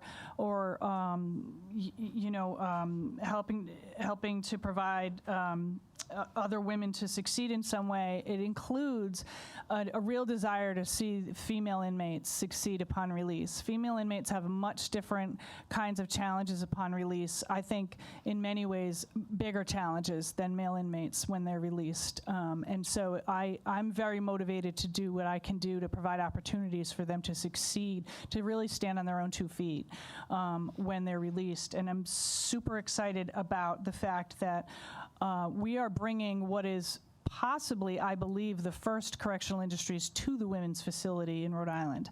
We've engaged with a program called Polaris. They are a nonprofit, and they are working with DLT to bring an advanced manufacturing program to the women's facility. It has a classroom component to it, and it also has a hands-on manufacturing component to it. And through their partnership with DLT, they are prepared to be able to offer jobs to at least a portion of the women who will engage in that program upon release. So they're doing exactly what I would like to do for all the inmates. But I'm very excited because women have never really had that opportunity at the ACI. That's in addition to all of the other programs that they have there. There's a long list of programs that go on at the ACI. They don't all go on at the same time, but I can tell you that currently the programs that are running right now include things like a barber apprenticeship, which is available at the women's facility. Certainly the college classes that I talked about, CBD, that's CBD. No, that's not what I meant to say. Wow, CBT, how you doing? It's all that talk about adult use marijuana got me off on the track. CBT programs, and so things like substance abuse treatment, sex offender treatment, reentry programs, victim impact, women's health and nutrition, and so on. And so there's a lot of programs available to the women that I'm really proud of. Director Coy, can you repeat the name of the program partnering with the Department of Labor and Training? It's Polaris. Polaris? Polaris, like polar with an IS. At the end. And the Polaris program is subsidized by DLT, is not coming from your budget? It's not coming from our budget. They received a grant and they're working with DLT on it. We're just the site. Okay. Now, moving to something that is very painful for the state and difficult for many departments. When you talk about the correctional officer training academy, which is difficult for you to recruit and retain correctional officers to serve into the population. You mentioned that you have retained so far for this training year the 55 members, right? Correct? Yes. Yes. Do you have the diversity of that group, as I asked the state police? I do, and you have to forgive me because we've lost 2 only in like the last 2 days, and so these numbers are not going to be pinpoint accurate because they're based on the larger number. But we are at about 87% diversity. When we started the class a week ago Monday, there were 7 females, 2 were Hispanic or Latina, 5 were white. There were 48 males, 1 Asian, 11 African American, 9 Latino or Hispanic, and 25 white. So the diversity of this class is actually very good. I'm so proud. I never see too. the diversity at that level, especially including females to females. Very I excited to guess. see the females. Yes, very, very excited. So I go to the thank you. PT test and cheer the females on. And we posed the same question I did to the state police, talking about preview the training class to candidates. How your department engage in make the training as a great opportunity it is something that you can tell me what is the plan, what resources you put it together as a department director? Sure. I'd like to ask Assistant Director Salisbury to answer that. He oversees the training academy. Yes, Representative Diaz, thank you for the question. The recruitment and retention issues that we have are very similar to the state police. And as Colonel Manning testified to, they started a mentorship program in 2019. Just before that, we started a program with an orientation program and creating videos online in regards to our physical agility test, our training academy, and the standards of conduct during that training academy, along with candidate handbooks that would assist them with the written examination and the oral interview panels. Subsequently, we have held, in essence, orientation sessions for candidates that are interested in the correctional officer profession. We haven't taken it to the length of where the state police have with the mentoring program because it's a little bit more difficult and challenging for us to bring individual candidates inside of secure institutions and walk them around amongst the population. But we have taken great strides and efforts in our recruitment efforts and working with our National Guard counterparts, going out to colleges, high schools, and the like, posting bulletin boards out in the communities, going out to Progressive Latino, public outreach with the minority community, especially through our public information officer, J.M. Ventura, and making sure that we are successful in bringing folks in. Unfortunately, because I think with COVID, the lack of glamour of working inside of a correctional institution and the public sentiment towards law enforcement in the last couple of years, we have not been able to recruit the numbers that we need to recruit, which has been very unfortunate. I think the state police have been fortunate with 1,000 numbers that they had and only getting 600 basically to apply and only 400 to show up. Unfortunately, we are in a position where we have a rolling, continuous recruitment, and it's a very slow roll to get the numbers to where we need to get them. In fact, this class here, with the 56 that we started with on the 21st, was probably a good 6 to 7 months of continuous recruitment, giving people various opportunities to retake the physical agility exam. Historically, in the past, if somebody came and took the physical agility exam after they took the written phase and they failed, the process would end.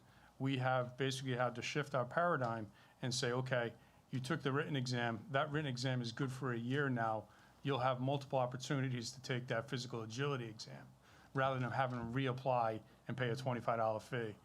So we've had people that have come and taken that physical agility test 2-4 times, and trying to get into the door and pursue the career. So it's very difficult and very challenging for us. We're consistently re-evaluating what we need to do to bring people in. So hopefully we're going to be successful here. Mr. Chairman, last question. My sincere condolences to the correctional officers in the facility for losing 2 officers recently. Thank you.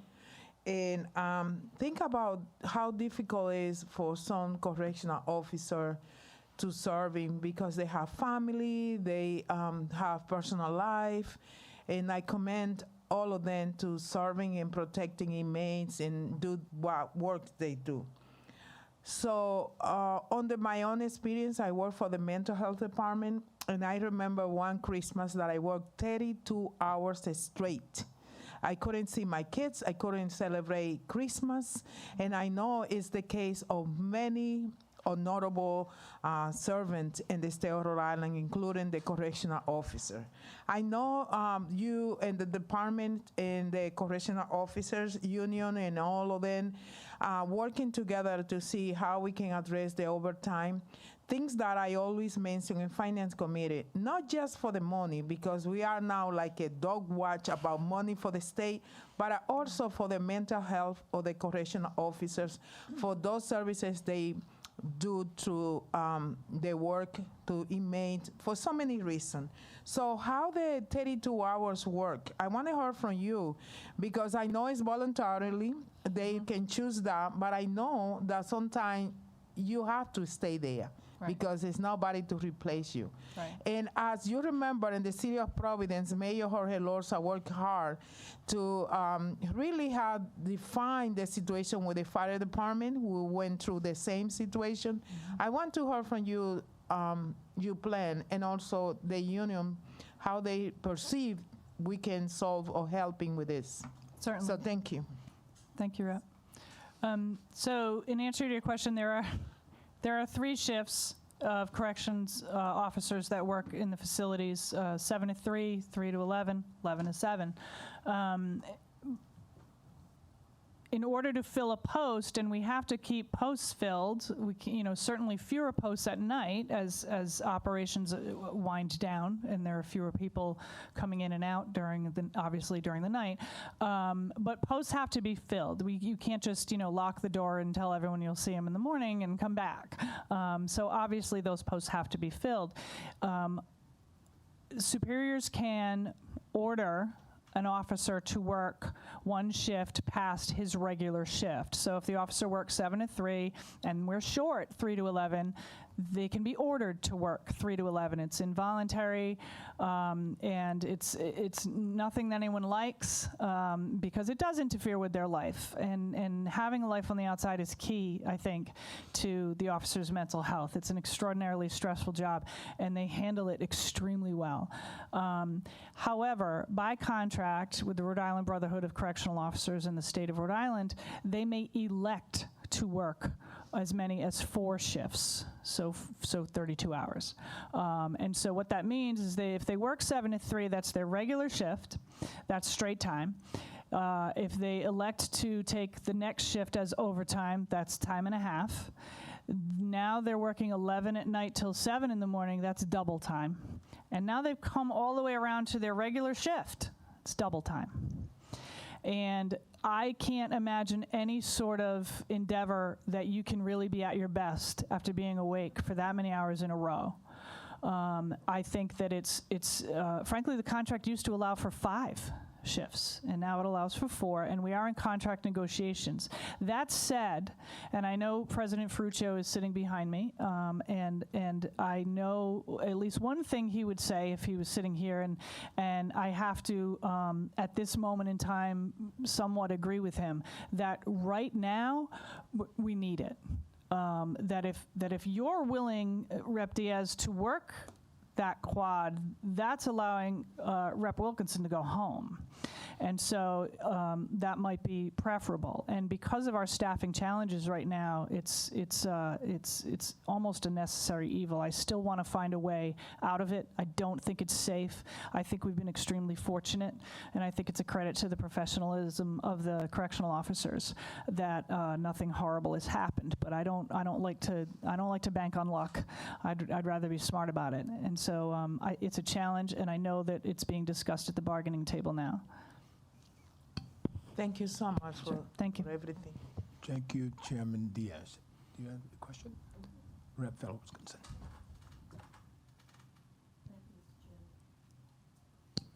Thank you, Mr. Chairman. Director, could we talk a little bit about the training school, please? The training school is under the Department of Children, Youth, and Families, not part of the DOC, but sure. Which means I don't know a whole lot about the training school. Okay. What I wanted to find out was, at one time, there was an issue where the corrections officers that were at the ACI had not been trained in takedown procedures of youth, and it was creating a little bit of a problem, or an anticipated problem, if the training school needed backup. And I was wondering if that issue is totally resolved. That came up my first term here. So I was just wondering. Can I ask when that was? What, 2016. Okay. Okay. So I frankly, I had no familiarity of this issue. I wasn't the director then, and Right. I was unaware of it. I can tell you that we don't back up the training school. If the training school has an issue, that's just not what we do. Okay. So it's really just not an issue. it's a non-issue. Good. Non-issue. That's it. Thank you. Thank you, Rep. Now, Director, my questions, and I know time is of the essence, and I think we have other folks here who are going to present, and then other folks who are going to actually give testimony. If I can go back to the overtime issue, it's significantly high, and that's just a comment that I'm saying. But I think in terms of the absenteeism, what are you guys doing to actually curb that, if anything? Right. So the Department of Corrections has an absenteeism tracking program that is extremely comprehensive, and frankly, I think more comprehensive and elaborate than any other state agency. That said, it despite the effort and a lot of hard work by a lot of people, it doesn't really work, and I can explain why. So I do want to say, by way of caution, that I am not sitting here saying that all sick time use is sick time abuse. There's legitimate use of sick time. And neither am I going to assert that correctional officers abuse their sick time and no one else abuses their sick time but correctional officers. That's not what I'm about to say. The reality, however, is that if I call out sick, the state pays me for my sick day, and that's that. If a correctional officer calls out sick, we pay that correctional officer for his sick day, and we also have to backfill that correctional officer on overtime. And so that's where the money is. And so that's why there was a focus on any abuse of sick time by staff who get backfilled on overtime. And so that's why there was that focus there. We took a good look at the program, and after a long time, and I mean back to years before A.T. Wall retired, we've been talking about making these changes. We conferred with the union and made some what we thought were very practical, doable, attainable changes to our absenteeism program that would give it a little more teeth, and make it more of a deterrent to those who would abuse their sick time, and to really just try to change the culture in I won't even limit it to the Department of Corrections, but into maybe state government, where if I'm about to retire, I'm going to, quote, burn up my sick time before I retire, and that's and that really results in a huge expenditure for the Department of Corrections, millions and millions of dollars every year. And so we proposed those changes. The union exercised its right to file an unfair labor practice action. We litigated in front of the State Labor Relations Board. The department lost, and we are currently appealing it to the Rhode Island Superior Court. And so until that's decided, we've been unable really to move forward with a lot of the changes that we want to make. And I will caution you, Mr. Chair, that even the changes that we wanted to make would not result in a heap of money right there in the first fiscal year. It's a process because it's related to the disciplinary process, which takes time and has various steps of grievance and arbitration. But we really felt like if we never start, we'll never start. So even though we knew it was going to take a while, we wanted to at least get that ball rolling. We've had to wait now because of the litigation. So the lawsuit then that you guys just went through is because of that absenteeism Yes. issue. Okay, good to know. Good to know. And then moving on to the healthcare staffing. So I'm assuming that all is well when folks are getting ready to be sort of discharged. So how well are we doing getting folks, the types of services they need, in this case, let's say Medicaid, getting them on Medicaid so when they do get out, and could you? So as you know, we recently brought our discharge planning services in-house rather than contracting out. We had the experience, and then it was validated by a study done by the Harvard Kennedy School of Government that contracts with largely nonprofit agencies did not provide us the level of enough of a robust discharge planning program because of the high rate of turnover in those positions in those agencies, usually due to their struggle for funding. And so we followed Harvard Kennedy's advice and brought those positions in-house as state employees, and we've created a discharge planning unit, transitional services unit, which assists inmates with reentering inmates with any number of reentering issues, jobs, housing, medicine, mental health care, medical care. One of those being re-enrolling inmates in Medicaid. And that has been a mighty struggle. I think right now we're in a place where we're holding our own. We're doing better than had been in making sure that inmates have those resources upon release. I know that there's some legislation under discussion that might even make that easier, and we've been in conversations with some members of the Senate on that that would help do some things that they've done in other states to allow inmates to sort of remain on Medicaid while they're incarcerated, so that transition isn't as difficult when they're released. But it's definitely a priority. Thank you. And I'm just going to move along, right along with some questions. I have a lot of questions, but I know there's folks here, waiting to get on. But so just going back to Rep. Velowitz concern about the correction industries.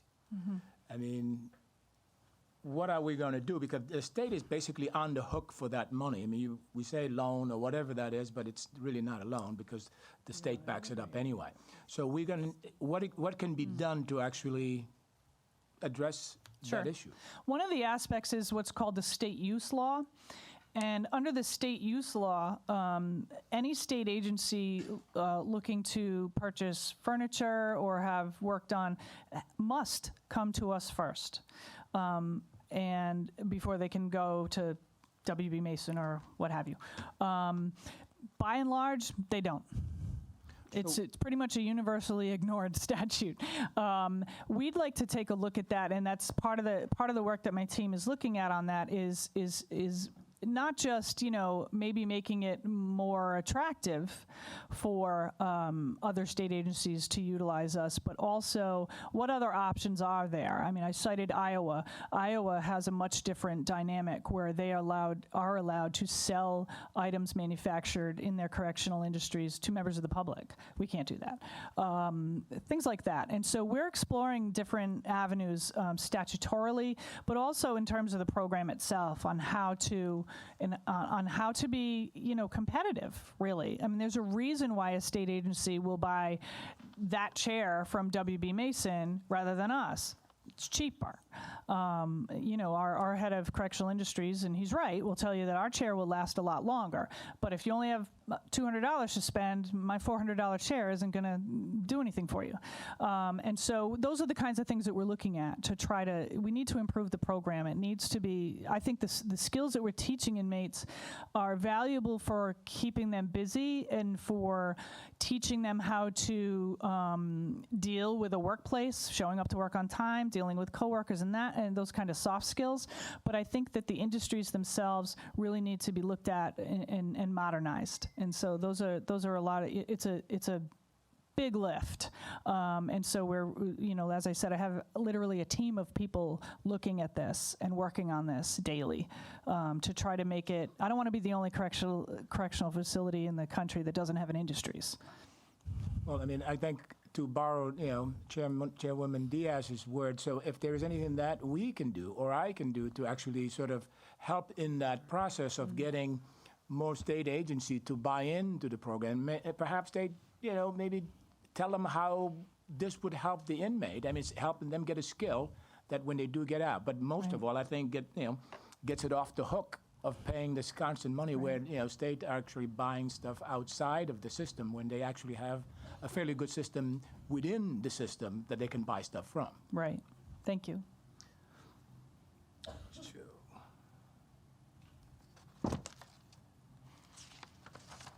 That's all my question, Director, and I think, thank you guys for coming out. And I see that Ferrucci's back there. He's not on the list to testify, though, but he's there. He's got a present. So thank you very much, folks. Thank you. Thank you, Mr. Chair. Appreciate it. Thanks. Any questions on state-sponsored torture?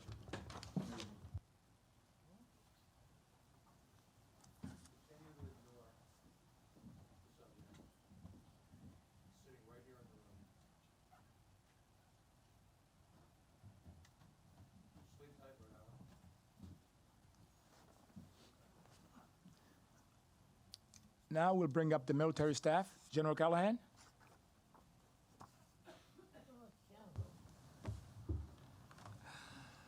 Good evening, Chairman and distinguished reps. Pleasure to spend a few minutes with you here and share with you a little bit about the Rhode Island National Guard. I'm joined with my colleague, Christina Faulkner. She's our CFO, and the team in back, Mike Jolan and Rebecca Gard, in case we have some more in-depth questions for you.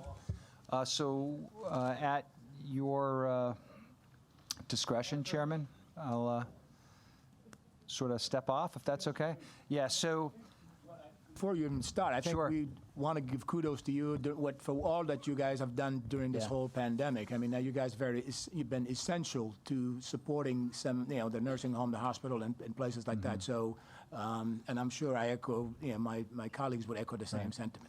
So thank you. And on behalf of our organization, we're greatly appreciative of the feedback that we've received. The team, has done, as sort of our head coach, I'm very proud of how our team has performed, of course, but I've been very fortunate with the amount of talent that we have as well. And we've also, we're blessed over the last couple of years to have some very strong interagency relationships, with the Department of Health and Department of Education. And so it was a team effort, and so thank you for that particular compliment. I do want to kind of swing us back just a second to kind of remind myself sometimes and the group that our job in the Rhode Island National Guard is actually to build readiness. We're the operational reserve of both the Army and the Air Force, and we've got 3 core missions that are critical to why we get resources here in Rhode Island. That's to fight and win America's wars, why we build readiness to do that, to secure the homeland, of course, and then to make sure that we're building enduring partnerships and relationships. So I just want to take a couple of minutes to highlight, sort of the whole picture. And as you mentioned, Chairman, we just finished a 20-month mobilization. It is the longest state mobilization in the history of the Rhode Island National Guard of over 383 years. So we were just, again, very fortunate to be part of a very broad effort. And at one point, there were over 1,000 Guard members working the COVID problem statement. And, and most of us have seen some of the work there relative to testing or vaccinations or the various hospitals, congregate care settings, and things like that. But it was a very broad portfolio. And I would share with you one of my key takeaways is the development of our junior leaders and young people within our organization who we asked to do some challenging sort of tasks, and we didn't. Unlike the military, as Rep. Fellow Wilkinson will remember, the Navy or the Army generally spells it out for you, and they say, hey, here's how we want you to get this done. And with COVID, there was more of a whiteboard process. And so I just would share with the group that we can be very proud of our young folks. They worked in small groups, took charge. Was really spectacular what they did. Not to kind of steer away from COVID, completely, but, we did consistently deploy. We did have our special operations company deploy during the COVID timeframe, and they worked throughout the Central Command area, Southwest Asia, places like Jordan, Syria, Iraq. And the team, went about their business and were very successful in what they did. We did have 11 members of the Rhode Island Guard that were part of an augmentation with Vermont that were literally some of the very last troops on the ground in Kabul, Afghanistan, when that particular mission closed out. And you see, we sometimes hear the noise complaints. We refer to that as the sound of freedom with the C-130s and the helicopters, but the 143rd Airlift Wing was busy throughout the last 18 months, supporting all of the areas of command, and for Operation Spartan Shield, Freedom Sentinel, Inherent Resolve, and so that the business side of what we've been doing has not changed. In terms of the interagency, I'm happy to report to you that the Airlift Wing also participated in the Operation Allies Welcome. So as the Afghanistan people were sort of integrating into the United States, the team had somewhere in the vicinity of 40 personnel that were supporting that effort out of Fort Dix, New Jersey. And then the last thing I would share with you in terms of our sort of military structure is that we still have a full slate of federal deployments. They come up over the next 24 months. We get on a trend line that mirrors the late 2000s. We'll have 4 units going out the door, and essentially over 600 personnel that we expect minimum to be out, over that time frame doing it. So quick wrap up and available for questions here. Where we stand right now is we're at about 3,100 personnel in uniform. We've got about 750 or so that serve in a full-time capacity, whether they're in a military uniform or in the civilian role. We do currently have 92 full-time employees that are state employees that are federally reimbursed, and we are, as you heard during the brief, asking for one more to help us cover down on construction management. That's an area that has been resourced by the National Guard Bureau with a contractor, and that resourcing is going to be turned off. I did want to share with you that over the last 2 years or so, there's been approximately $100 million in federal funding that has come into the National Guard in Rhode Island as part of the COVID response. So this is monies that require no state reimbursement for essentially the pay and allowances of personnel. We've averaged, in addition to that, federal monies in the vicinity of around $100 million between FY20 and FY21 of federal funds that have come in. Those particular funds are for, the external resourcing, aviation fuel, maintenance, things like that, that we don't normally cover down in as part of our master cooperative agreement. But again, are federal funds that do come into the system. So, and the last thing that I wanted to share, and the team, we were listening intently as you all were asking questions. Where we stand right now in terms of diversity, right now we're 60% white male, approximately, plus or minus a percent, and then 20% of males that identify as non-white. We're about 12% white female and 8% of women that identify as non-white. So our numbers are expanding. The good news here, which I'm very proud of and excited for the organization, is that in our current accession strategy, accessions meaning the soldiers and airmen that we bring in on an annual basis, we're basically 50%. You have 50% that identify as white now, and about 50% that would identify as non-white African American. We've got Latina, but a variety of other ethnicities. So that's a really good news story in terms of how service within our state, service within our country, especially in our little neck of the woods here, are, just over 1 million people in Rhode Island, is panning out pretty well. So, subject to your questions, we're here for you, and thanks for the opportunity to share. Thank you, General. Again, thank you very much for the work that you do and for the men and women that under your command. Chairman Hull, please. General, I say the same thing also. Good to see you back. Yeah. It's good to be back. Kudos to your Chairman. men and Thank women you. who work for you. And tremendous job what they've done during the COVID crisis down at this Dunkin' Donut Yep. Center. Thank you. I can't say enough. With that said, I want to turn just a little to something positive, the air show. Mm-hmm. And that we in Rhode Island love the air show. Yeah. Our numbers are tremendous. The problem I have, it's an outside agency that's going to do it, and there's going to be a fee this year, which is, if anything you can get from COVID money, maybe you should try that. Yeah, no, I appreciate that, Chair. The air show essentially for this year has been postponed. So for FY '22 here, going into the summer.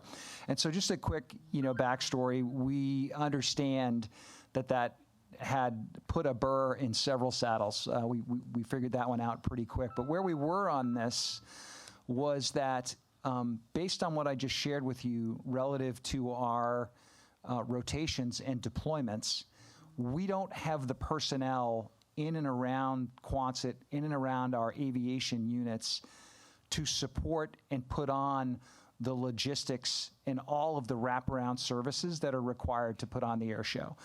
So we had to turn it off 3 years ago, I think now 3 to 4 years ago, I think it was 3, because of our deployment cycle. We were not going to be able to do it because we just didn't have the humans here in Rhode Island to do it. And so we got excited about the potential, and I certainly was one of the people like, okay, this is a sort of a hallmark event. It's a marquee moment, and we hear a lot of very positives about it, but we know that we cannot do it anymore. We don't have the bandwidth, we don't have the federal funding, we don't have the personnel. And so that was the sort of the bridge to working with a vendor to try to put it together, because the vendor would have been responsible for all of the wraparound, all of the logistics, from food service to porta potties to police details and all the things that absorb funding. And as we work with them, by the way, they we did vet that seemed to be very good people. And they, from a layman's perspective, I'm not in the marketing world, but from a layman's perspective, some of the layout of pricing did not seem offensive. However, it did seem, again, to cause a little bit of friction, and we realized that maybe wasn't the direction that Rhode Island wanted to go in, and so we've had to put it on pause and sort of put it in the pocket right now and relook, how it may be able to come together. But I don't see it as a functioning organization now, based on our maturity and based on the way that all of the branches of service need our services. And I don't mean just Rhode Island, I just mean in general the reserve component. It's a regular part of the battle rhythm. I don't see us able to do it without any type of support. Thank you, General. Thank you, Mr. Chair. Thank you. Does anybody else have any question? Rep. Fellow Wilkinson. Thank you very much, Mr. Chairman. General Callahan, it's wonderful to see you here today. And you Thank as you well. for being with us. Yes, ma'am. General, I'd like to talk to you a little bit about the new position, the Capital Projects Manager. Yes, ma'am. So I was a little bit surprised that it wasn't in the state budget, considering how many 7 actual capital projects that you have that's ongoing. Let's see.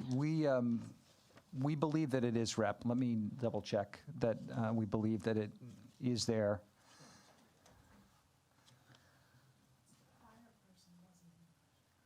Oh, the prior person, okay, Yeah. so I was just corrected. It was the prior person who was not in the state budget. Yep. Because I'm looking at the deck and it says that the capital projects manager is currently filled by a federal contractor, is that correct? That is correct. So then you're in the process of recruiting someone to fill the position? Once we are assured that the budget The has come funding is together, there. yes. Yeah. All right. And this is going to be a civilian employee, correct? Correct. Do you have anyone that's in the pipeline that might be due to retire that's qualified enough to take on the position? It's a great question. I have to go back and look, at our team. I'm sure that as we will comply with all of the employment requirements that we do for state employment, and so whoever would be available or inclined to apply for it, we would encourage them to do it. And we would need to, by the way, even if we had someone that we liked to, we understand the process, that it needs to be equitable, and we need to walk through it and get the right person for the job. Okay, great. My concern is I'm looking at the list. Aviation Readiness Center, Quonset Runway Reconstruction, Joint Force Headquarters, Middletown Armory, Counter-Drug Training Facility, Bristol Readiness Center, Armory of Mounted Commands. I mean, these are significant projects. I would hate to see, because of a gap, that we fall behind in any one of these, let alone all 7 of those projects. That's a lot to take on. It is. So, Rep, you make a really strong point, and I appreciate that. I would share with the team, and just to alleviate a bit of your concern, we do have essentially within our organization some synthesis between our federal employees that are 100% federal, that are not state employees, and our state employees that are, 75, 90%, 100% federally reimbursed. So within our facilities management office, we do have some bandwidth to ensure that once we hire a state employee, that they are onboarded correctly, that we're not going to lose any energy with the projects as they move forward. The broad majority of these projects have been essentially put into the design process, put into what we call the FIDEP at the federal level by our federal employees. And so this is part of our master cooperative agreement. This is kind of essentially a requirement, but a smart way to go about and manage, this process, because it'll also give us continuity. With the contracting approach, they will provide you an ability or a capability, but they don't necessarily provide you with an employee that you can essentially entrench, teach, train, develop them with the culture of your organization, and help them learn enough about what you're doing so they can, think forward and anticipate what the organization needs. And am I correct in assuming that there would be enough time for the federal contractor to give the new employee a sufficient pass down? Yes, ma'am. All right, Yes, ma'am. good. Okay, great. Thank you very much, Yes, Dan. ma'am. Thank you. Thank you, Chairman. Thank you, Rep. Very good questions. Yes, sir. Thank you. I think that would end this portion of the hearing, General. Again, thank you for coming. And Thank you for having all us. that you do. Appreciate it. Thank you. So next, we're going to call up some of the witnesses. So we'll call up 4 at a time, because I think we have about 8 folks who have signed up to testify. So if Eddie Franco is still here, Nick Horton, Haley McKee, and Joe Benton.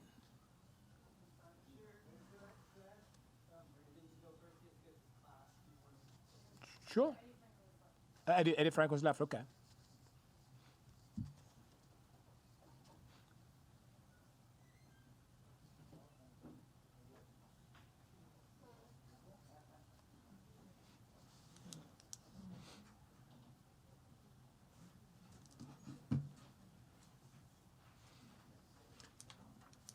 So Eddie, whenever you're ready, you may, hit the mic, and so you can get going where you need to be.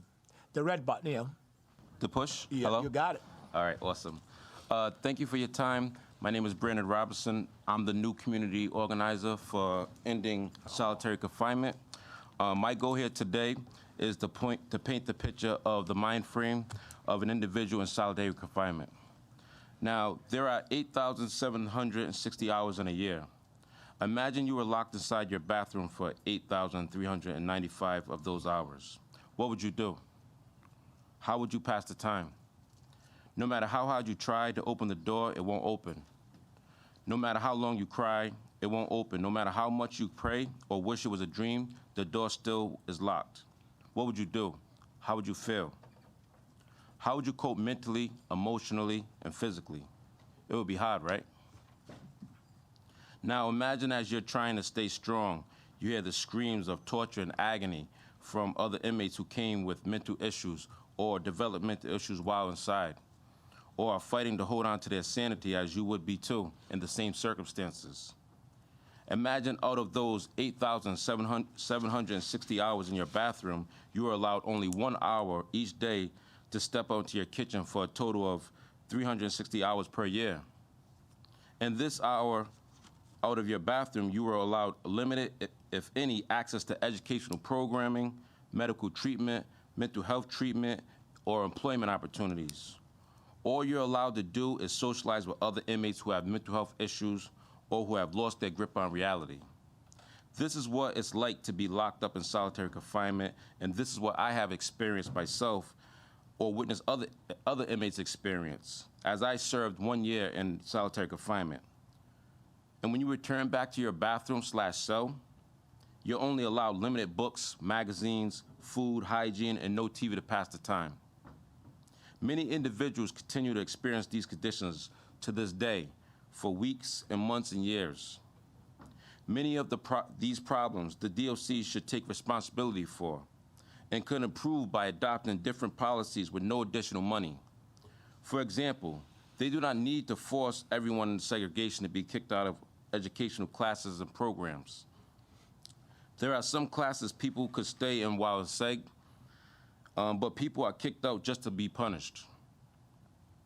They could allow people to do visits over the phone, and perhaps most importantly, they could stop sending people to solitary confinement for petty infractions.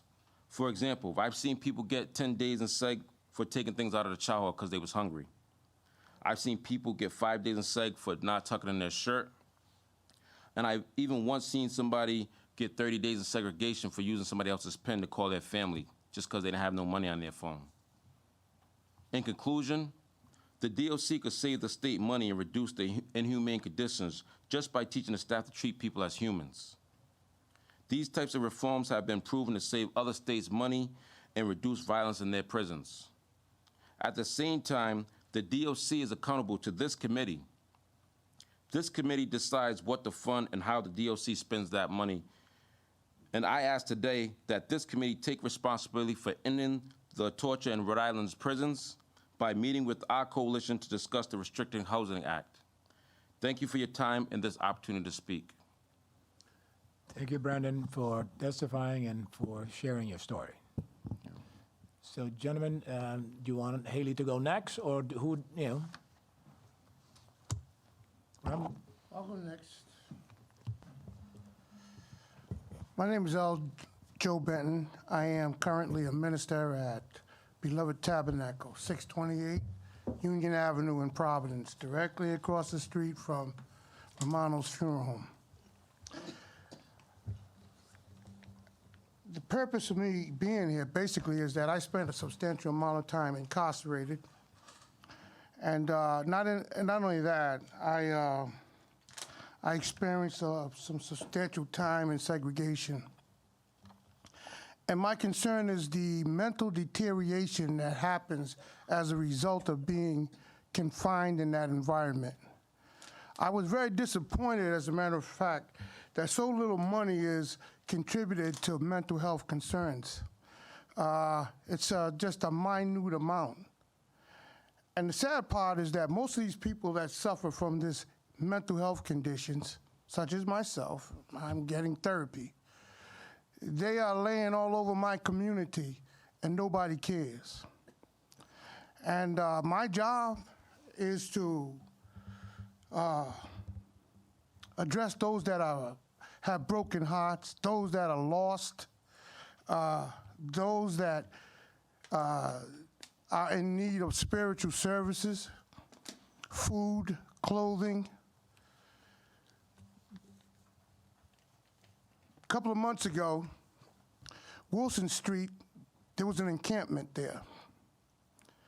A number of formerly incarcerated people were sleeping in the most inhumane conditions because they were unable to get employment.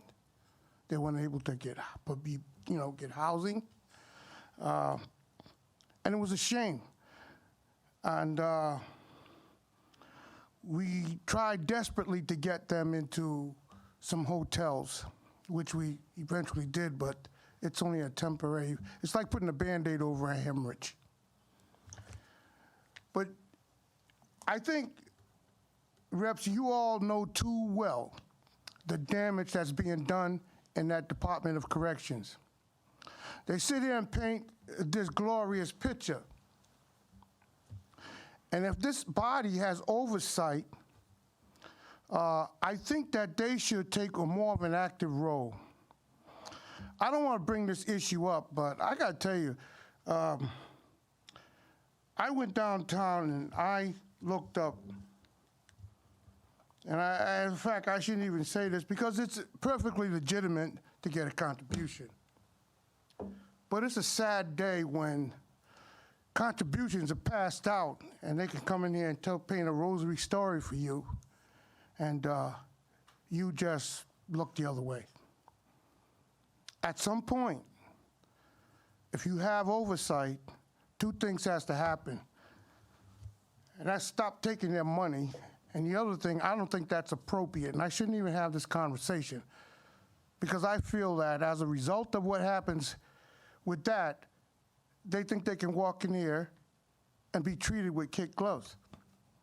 And I'm one of those people that I'm straightforward. I try to speak, but I tell the truth, because the bishop has commissioned me to do most of the street ministry, and all I see is just tragedy all over South Providence. And this is not just a black and white issue, I mean a black issue, black and brown. We have white brothers that are in the street begging for money. It's sad to see the type of community that we're developing. Now, I know everybody's living pretty good, but those people in the street, formerly incarcerated, locked up in segregation, they're damaged. And if I could hug every last one of them, I would, because they're left to what resources? And that's something that you guys should think about. I deal with it, and I'll continue to deal with it. But it's not just something that just I can take care of. We need your help. And when you go in that prison, go to the segregation area. There's a place in the back of the hospital, and I think you've seen it, where the light stays on 24 hours a day. That's like Guantanamo Bay. That will break you emotionally, mentally. That would destroy you. And when you come out here, everybody has an expectation that you will conduct yourself like a model citizen. It's not going to happen. I needed therapy, and I'm still in therapy after almost 20 years. So that's all I have to say. I'm not going to sit here and try to paint this thing. I'm going to tell you the truth, and I'm going to give it to you the way it is. And God bless you, and thank you very much, Rep. Wilkerson, Rep. Diaz, Rep. Barrows, and certainly Rep. Hall. God bless you, and thank you for listening. Thank you, Rev. Thank you for your testimony. Nick? Thank you, Chair. Thank you all for your time, for staying so late. I usually try to speak very quickly. I do have some more points that I would like to make, and I hope you'll entertain them we did have the challenge over the last several years where we weren't able to testify in front of this committee. So I'd like to address some things that have happened over the last several years and then get to some more current things, but I will still try to be brief. In the last two budgets, there were some significant decisions made about how to invest funds to try to help people coming out of prison. A lot of us here from all sides have this similar goals, and we often say the challenge is we don't have the funds. If there were just money, we could solve these problems. And there's very little money that the state that comes out of the Rhode Island budget to try to help people coming out of prison. So these were unique funds. And we've debated these funds in relation to discharge planning for several years. Many of you I've spoken to individually on this issue. So in the FY21 budget, a decision was made to fund Department of Corrections state positions with the goal of trying to help people coming out of prison.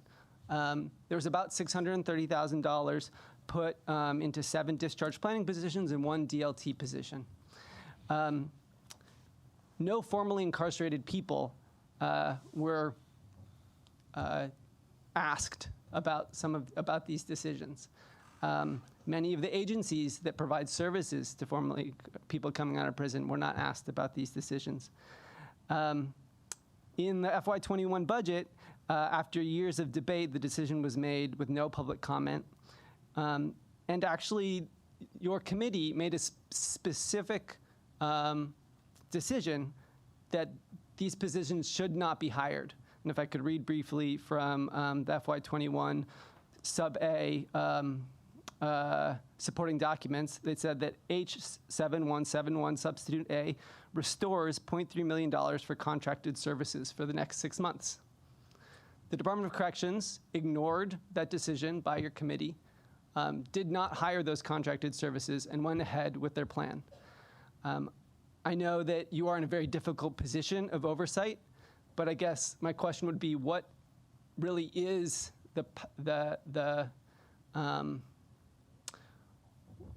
what is the role of this committee if in the unique situations when you make a specific decision, it is ignored? And to the substance of that decision, once again, no formerly incarcerated people were asked about how that money could be best spent. We did a survey, and we found that from a 3-to-1 margin, people would prioritize spending the money on actual services instead of someone to go into the prison and ask them what help they would want when they got out, actually funding those services. Our agency, we have a budget of about a little over $1 million a year. We house about 70 people at a time. We get by, we do a lot with very little. And so I guess our point would be that the money really needs to be spent in the best way possible. And often the referral, as it was made today, is that the decision about how that money was spent followed a Harvard report that was authored in 2017. I just want to point out that the report basically just said if you pay people more, they'll stay longer. They'll have less turnover. It's not a particularly insightful conclusion, and that could have been done in any sort of allocation, whether it be state positions, nonprofit positions.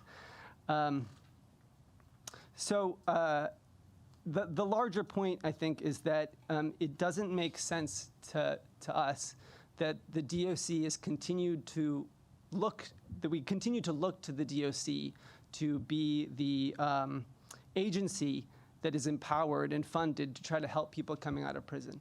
The DOC has a specialized purpose, which is custody and control. And I've seen a lot of people at that agency that do a good job at custody and control. But it is not their priority, it is not their background, their experience, their sensitivity to focus on helping people coming home from prison. The second point I wanted to make is that the Department of Corrections frequently makes the point that their role is just to operate the facility. They don't choose who goes in there. And we have to, they can't have a no turned away policy, right? But right now, the Department of Corrections continues to make decisions unilaterally, as far as I can tell, to hold people in prison. There are a number of people who have come up in front of the parole board who have been granted parole, many of them as a result of Mario's Law, which you all passed recently, who have been denied release by the Department of Corrections. After speaking with the attorney at ACLU who's been working on this case, my understanding is that most recently the judiciary reprimanded the Department of Corrections for these decisions and forced them to release one individual, that the Attorney General's office has not made a statement to get involved in this decision, and that it is a decision by the Department of Corrections to keep these men in the ACI for a significant amount of time longer than they need to be. This has financial implications. Obviously, we're all paying for these men to sit in prison when they don't need to be there. And so the last point I'd like to make is just to ask this committee, as has been done by those to my right, to please engage seriously on some of these important issues, on the issue of solitary confinement, on the issue of the women's prison, which Senator Coleman has started a commission in the Senate to discuss, focusing on how we can reduce the number of women in prison. I think that there are creative solutions. You all may not have gotten access to the Department of Corrections recommended budget, which was given to the governor before the governor released his version of that, but they actually recommended closing minimum security. And last year, I think they recommended closing women's. So they're apparently very open to some creative solutions about how money could be spent, and we think those recommendations should be taken seriously. We think there is the opportunity to close facilities like Medium 2 was closed, and that money could be better spent and people could be treated more humanely with alternatives to incarceration. So thank you very much for your time. Thank you, Nick. Haley? I'm just going to angle this. Good evening, honorable members of the committee. My name is Haley McKee. I am also part of the effort working to stop solitary confinement in Rhode Island. And I just wanted to touch on something that I've heard in this committee tonight. And I wasn't planning on talking about COVID, but I heard COVID mentioned in this committee, and I just wanted to point out that it wasn't just correctional officers' lives who were lost. And as a matter of fact, I had heard, I believe it was the director who had said, we did our best to try to keep them away from the inmates. And we're not inmates. We're people who are formerly incarcerated or people who are incarcerated. It's person-centered language. We're not stock as we're listed on DOC website. We're not, we're not inmates. We're people. And it was, sad for me to hear that the effort was to keep the staff away from the inmates or people who were incarcerated when, in fact, the people who were incarcerated who passed were sentenced in the men's maximum medium facilities, and there was nobody in and out of those buildings. So unless you were at men's intake or women, there was no coming or going. There was only one way for that virus to enter those buildings. And that's not with assigning blame. I also want to mention that we as a community banded together, comprised mostly of formerly incarcerated people, and advocated a little bit radically, but we got the job done to make sure that not only the people who were incarcerated, but also the correctional officers were prioritized on that vaccination schedule, and that they got first dibs because we realized that they met the requirements for it. So when that virus was ripping through men's max in particular without walls, and just bars, and these people were defenseless, and that would be staff and people who are incarcerated. I just want to draw attention to the fact that the other people's deaths weren't mentioned in this committee hearing tonight, and I just find something really unsettling about that. And it was formerly incarcerated people who offered the solutions to get people access to that vaccination shortly thereafter. Unfortunately, it was just a little bit too late for some folks. So just going to touch really quickly on my experience. So I am formerly incarcerated. I was released a few years ago. I did a pretty lengthy stint in the women's facility. And Rep. Diaz, I heard you had questions about what that looks like. I'm in this building all the time, and I'm always happy to answer them. I don't see what worked for me, and granted, I'm just one person, but I don't see what worked for me not behind the walls, but what led where I didn't recidivate, where I was able to maintain recovery and, rack up some college degrees, find meaningful work, build a healthy network, reestablish a relationship with my family. I think that the moment that turned things around for me when I was incarcerated was when I met a woman named Michelle Harder. She was a peer at the time who was coming into the prison and working from Anchor Recovery Community Center. And I got to talking to this woman about a year after I became incarcerated. And it was a turning point for me where it just kind of opened my eyes. And I saw a woman who had shared similar life experiences as I did. And I realized that that's what I wanted to do when I got home. And it wasn't anything, and whatever they're depicting is a picture of what things look like behind the walls. There's one college class in the women's facility a year that comes around for 25 people. That's false, right? The programming, the things that the Department of Correction is prioritizing in the budget that they feel like we need it couldn't be further from the truth. So anyhow, back to Michelle Harder. I knew when I was released from prison, I could go to Anchor Recovery as a landing space. When I was there, people said you should go to school for psychology. I ended up going to school for psychology. I met my recovery network. I work in recovery. Nowadays, I work in research, studying opioids and overdose, before I head over here for the afternoons and work on policy reform. So, it's just concerning to me when I hear things about how prison wages are acceptable, that $1 to $3 a day, you have to pay for your own soap, which the market on commissary in the prisons behind the walls, your own sanitary supplies for women, right? Ritz crackers are probably about $4 a box. So, prison industries, when I was at Rhode Island College before I graduated, I was stunned to see the truck pull up with people in prison clothes. And I didn't know at the time what that was, but I sensed something was up because in women's facility, don't leave the building. I would hate to see that the state is making a profit off of, I'm not going to say what it is, but $1 to $3 a day, that's not something that should be allowed. And granted, I don't blame these men for getting out of their cells during the day. And one more point, and I think that you've heard kind of a theme here. I got thrown into solitary confinement for my drug detox. So I was there a few years ago when they didn't have access to medically assisted recovery medications such as Suboxone, methadone, or naltrexone. So their answer to it, like many things that happen behind those walls, is let's put this person in solitary confinement. For not very good reasons oftentimes. Somebody gets upset because they ran out of their favorite cereal in the chow line, because we're animals, we eat chow, right? And it's an important topic. So if they're looking, if you're talking about, and it's embarrassing to read in the paper that 10 of your 30 highest paid employees in the state are working in corrections, and that was 29 or 39 of them actually made over $100,000 in overtime alone in one given year.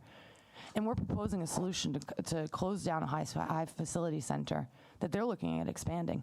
It costs $200,000 per year per person who's incarcerated in those torturous conditions. So we have answers. Other states are figuring it out. They're shutting down these facilities. They're capping the amount of time. And meanwhile, my friends are serving months, if not years, in these horrendous conditions. That it should not be acceptable in our society. So, I'm going to echo what Nick and Joe and Brandon have spoken about, that this issue of confinement, and it is solitary confinement. So if they deny that, they call it administrative disciplinary confinement. It's all the same. It's people in a box by themselves for outrageously long periods of time, where they do end up, things happen in those spaces. So any extra consideration you can give to that issue in particular would be most welcome and greatly appreciated. And I thank you for your time.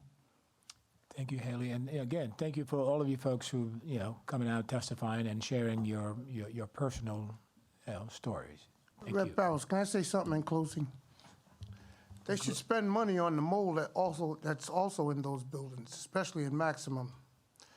And and that's a horrible condition for that place to be in.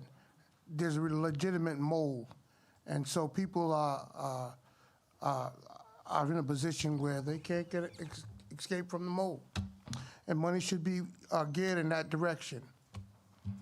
Appreciate it. Thank you, Joe. All right. Thank you. Anybody has a question for? Go ahead, Rep. Wilkinson. Haley, thank you for your testimony. Actually, to all four of you, thank you for your testimony tonight. Could you tell me what is the best practice if solitary confinement was not abolished? What is the best practice in terms of capping the amount of time? It's funny that you ask that, Representative, because we have the suggested time would be 15 days. That's the number according to the United Nations, that anything exceeding that is not in line with humane treatment of people. And you know, like I really think that in most cases where people are put into confinement, even if it's for a week, they don't necessarily need to be there. And it's from what I've observed. So in 19 and a half months that I was in women's maximum security prison, I saw 2 fights. And it was in the whole span of time. So 2 violent incidents in the time that I was in women's prison. And that's, yeah, just to give you an idea. But, you know, there's also cells downstairs for solitary confinement that were often quite occupied. And it's more for other just unneeded reasons from what I've seen. And if one of the prisoners has been put into solitary confinement and they're known to have a form of mental illness, are they checked on with more frequency? Is a psychiatrist or a psychologist sent in there on a daily or at least a weekly basis to do a reading of the person's mental health? Now, that's one of the concerns that I have that's also in the legislation, because we need a step-down program where they have access to therapeutic intervention. It is absolutely essential. There are people who literally harm themselves because they're overwhelmed by being locked up like that. So at each step, they should have that intervention. Thank you. Thank you, Mr. Chairman. Thank you. Chairman Hull. I thank you, Mr. Benton. I've known you for years. You're a very, very good gentleman. I mean, I consider you a brother. And when you say something, I listen. Nick, you couldn't have a better person or mentor to have. And to people who are watching, just because you may be incarcerated doesn't mean you're worthless. I live it. I stay in the streets. But I see people for who they are. There's nobody that's perfect in life. And I say that to you, Mr. Ben, because I learned a lot from you. From being, when you came out and you had the little hot dog stand there, and you turn yourself right around, and now you're advocating for people where you could just turn around and not advocate for anybody else and say, well, I did it, you can do it. And I say that to the people who are watching this evening. People have worth. They're worth something. And what you're advocating for is right. They're not animals. They're not someone to be cast away. There were difficulties in their lives. And I've been a policeman 34 years, and I've seen it. And I still see it. And I understand when I look at Trinity Square, and I go through there, and I see my friends that I went to school with that are out. It's hurtful. Yes, so I thank you for advocating, and I will be an advocate as long as I'm here, because you're worth something. We're all worth something. And it really hurts me to see that you're advocating for just basics, to say it's not right. I thank you, Mr. Chairman, because it really hurts my heart. So everybody's got somebody. Yeah, that's right. Right. Thank you, Chairman. Thank you. Chairwoman Diaz. Thank you, Mr. Chairman. Thank you, all of you, for your touching testimony, but especially to Haley to bring a female experience into the conversation. It has been a very mind change to her from your own personal experience. So I want to thank you for that, and looking forward to learn more about it. Thank you. Thank you, Chairwoman. So I think you guys are all set. We have the next round, which is I got Leonard Jefferson, Sherry Cruz, and Crystal Barubi. Rep, that hot dog stand paid my way through college.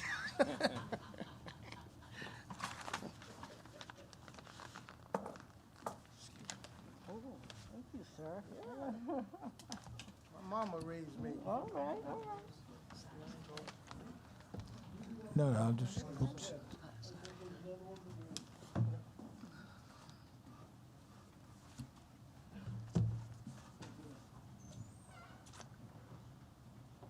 Ladies, gentlemen, you guys just pick who to start and go right ahead.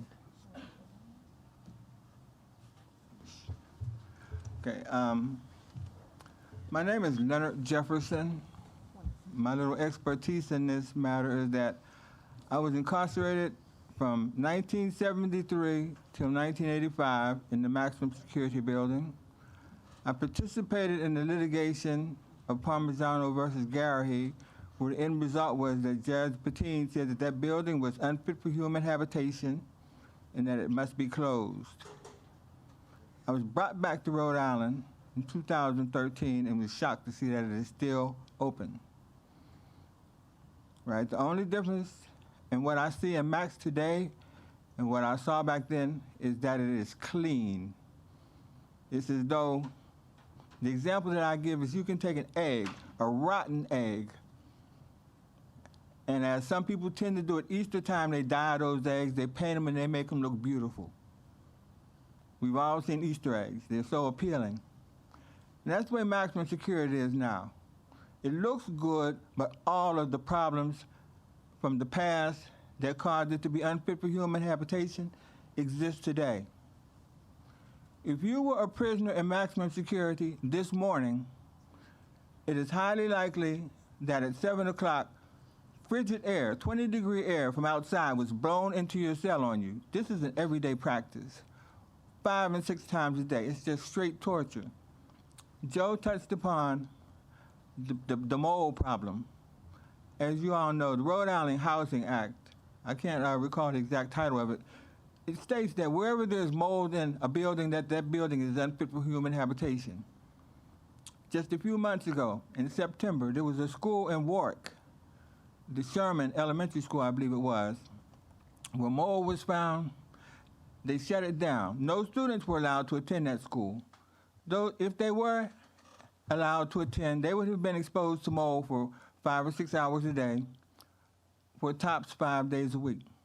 But at the ACI, prisoners are exposed to mold 24 hours a day, 7 days a week, 365 days a year. And if a person is doing 10 years, then he's exposed to that mold for 10 years. Whereas the state law forbids the exposure to mold in housing. But way back in 1977, if you can go read it in the Parmigiano decision, or Judge Patine's opinion, mold was one of the issues that he cited. The maximum security building is like an elephant in the room. In this year's budget cycle, not a penny, from what I understand, has been dedicated to doing any renovations or improvement in Max. It was unfit for human habitation 40 years ago, and it's even more so today. It's a common occurrence. If you read in Parmigiano, one of the experts who testified said that this was the only prison that he had ever visited in his entire career where officers and, or he said guards, where guards and inmates wear coats at all times in the winter inside the prison because it's cold in there. You can read this. It's in the law book. Right? I think it's 447 Federal Sup, page, 197, I believe is where the case starts. Right? You can go back to the book and read. No, excuse me. That's a different case. It's 443 Federal Sup.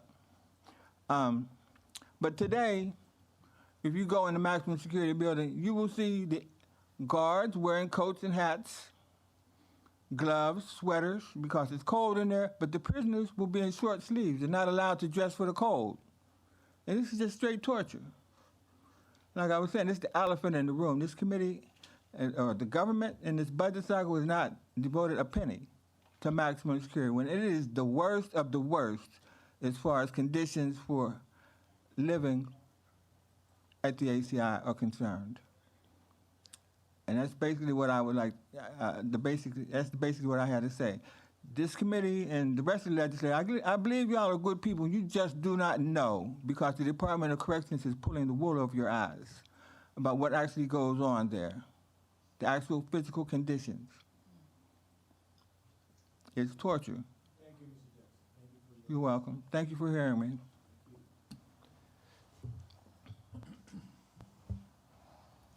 Thank you. My name is Cherie Cruz. I'm also an appointed member of the Senate Commission to study justice reinvestment proposal and provide recommendations for reducing the incarceration of women here who are incarcerated in Rhode Island. And I just want to extend, we would really like to meet, seeing that this is going on, and discuss with you in the House Finance Committee some of the work being done with the commission to start to help around the women being held at the prison, reducing the population at the prison, as well as supports and programs for the women in the community that could save the state millions. So we really just want to extend that as a member of that committee, extend that and see that there's this work going on in other places within the State House that can really help with the state budget. I did want to point out in listening to Director Coyne's, testimony, currently there's 62 nonviolent and 10% of drug offenses of women incarcerated. So the majority of women who are at that facility are there for nonviolent offenses, are not a public safety risk, or for some type of drug offense. And less than 2% are serving these long-term sentences. And when I say long-term, that's over 2 years. So everyone else is serving majority less than a year there. And 66% are mothers. So I always want to point that out because that's additional cost to the state, right? When we talk about DCYF, separating families and the trauma to families in our communities, that's what's happening when we're incarcerating women here in our state, especially for a majority of these types of offenses. Also, I want to address that the director had talked about the programs. Now, mind you, many of these programs, you have to be sentenced for more than 2 years just to get into. So just put that in perspective. There are very few, if any, women who will be able to participate in any of those programs. And if they do, it'll take them many years to complete, if at all. So just keeping that in perspective when you're looking at that budget. So clearly there's a lot of women, that do not need to be there, a lot of ideas we could discuss about potentially closing the women's facility. Again, there's about 86 women there sentenced, very small number, but again, majority should not be there. Many that have, when they do come out, are facing homelessness, struggling to get housing, behavioral health supports. None of these things they got while inside, but were further traumatized and need it even more so now. So I'm just here to speak about really thinking about that, thinking about reinvestment of taking it from that DOC into the community, really partnering with the commission and looking at ways to do that to save our state money. I mean, one of them was mentioned with the group before. Some of the things looked at, the women's facility now where they're held was originally a maximum security building. So as we work on ways to decarcerate women who should not be there in the first place, we can think of creative solutions like closing down the high cost of high security and all the torturous things you're hearing that have happened there, and start to move into another facility while we're closing another one, and then put that reinvestment back into the community. So again, I just want to thank you for this time, open that invitation, and hope we can work towards really saving our state millions of dollars and really supporting our families and communities. So thank you. No, thank you, Sherry.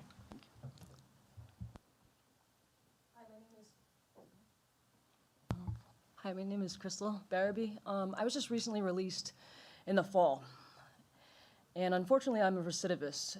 And the past 17 years, I've been in and out of there, and it's never helped me. It's harmed me. The programs in there now, currently, it's extremely difficult to get into, as well as they're biased in who they choose. The counselors choose who goes in what program. So if you're not liked and you're not a favorite, you don't get into certain programs. That's just the way it is. Funds could be better utilized and allocated in the community as well, because right now I'm facing homelessness due to the fact that there was no support for me when I got out. That's the reason I was a recidivist for so long, because I had nowhere to go every time. It all was encompassed by housing. So, and the horrors I saw when I was in there, this woman bit her tongue off, like partially off, and like, what did they do for them? Nothing. They ended up macing her because she wouldn't look at them when they told her, after she had just gotten back from the hospital.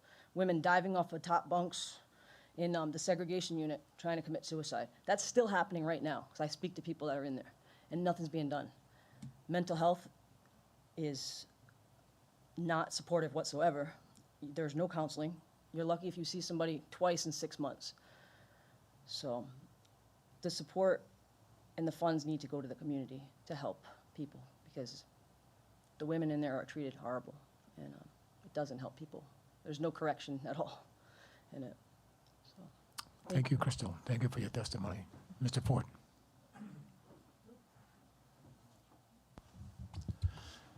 So I sit here stunned. My name is Pat Ford, by the way. I run an organization called the Coalition Radio Network. I'm just absolutely stunned. How is it possible that the Department of Corrections, whose director, Patricia Coyne-Fag, who's notoriously both publicity and accountability averse, leave a hearing of the House Finance Committee without a serious conversation about the exploding cost of litigation and the moral outrage that is solitary confinement?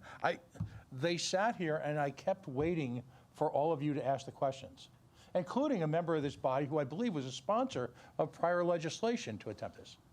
And I kept waiting, and they walked out of here. At what point does the increasing reserve for litigation, which that slide flew through pretty quickly, serve as a call for a significant change in management? You've got credible federal lawsuits targeted against both the management as individuals and the state of Rhode Island for millions of dollars for state-sponsored torture. And yet, here we are at the House Finance Committee, and you would ignore that. At a recent press conference attended by the governor and Dr. James McDonald, the now interim director of the Department of Health, he acknowledged to me that there was no presence by the Rhode Island Department of Health at the Adult Correctional Institute or the Wyatt, and no health inspections. How is that possible? One could argue that if one didn't observe ServSafe regulations at the local deli, you'd be shut down in a heartbeat. Yet, as we've had credible testimony by individuals in this room, that mold conditions that are not safe for anyone in the building, including personnel, continue to exist despite the presence of a consent decree that was filed a generation ago.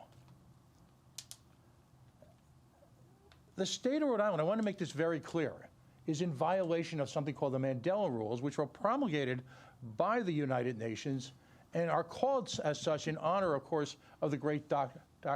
Mandela and the conditions he had to suffer in South African prisons during apartheid.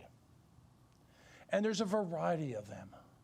And I've confronted the head of the DOC about that, and she just chooses to ignore it. We blissfully ignore the fact that the size of the cells are in violation, that the lack of adequate sunlight are in violation, that the amount of medical personnel that necessarily have to be on staff and on a media call are in violation, that the food is in violation, that access to support personnel, whether they be psychiatric or medical, we are in violation.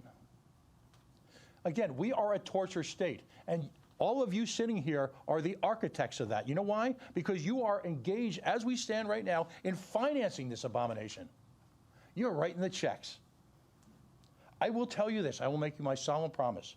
To my little media organization, I am already working to bring pressure from Archbishop Tobin's office to bear on you to do something.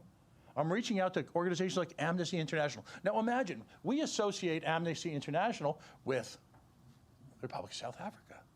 We associate organizations like that with Nazi Germany. But I will tell you that there is torturing happening right now a mere 10 miles from here. And in one of the few opportunities as a legal body, you sat here tonight and did nothing. And that is outrageous. And you should be ashamed of yourself. Because the next time we'll see Patricia Coyne-Fag, there have been few sightings in public, I'll just say that. Do something. Now. Thank you. Thank you, Mr. Ford. Anybody has any question for the panel? Thank you, gentlemen, ladies. And I think that would conclude the Subcommittee on Public Safety for tonight. Thank you for being here.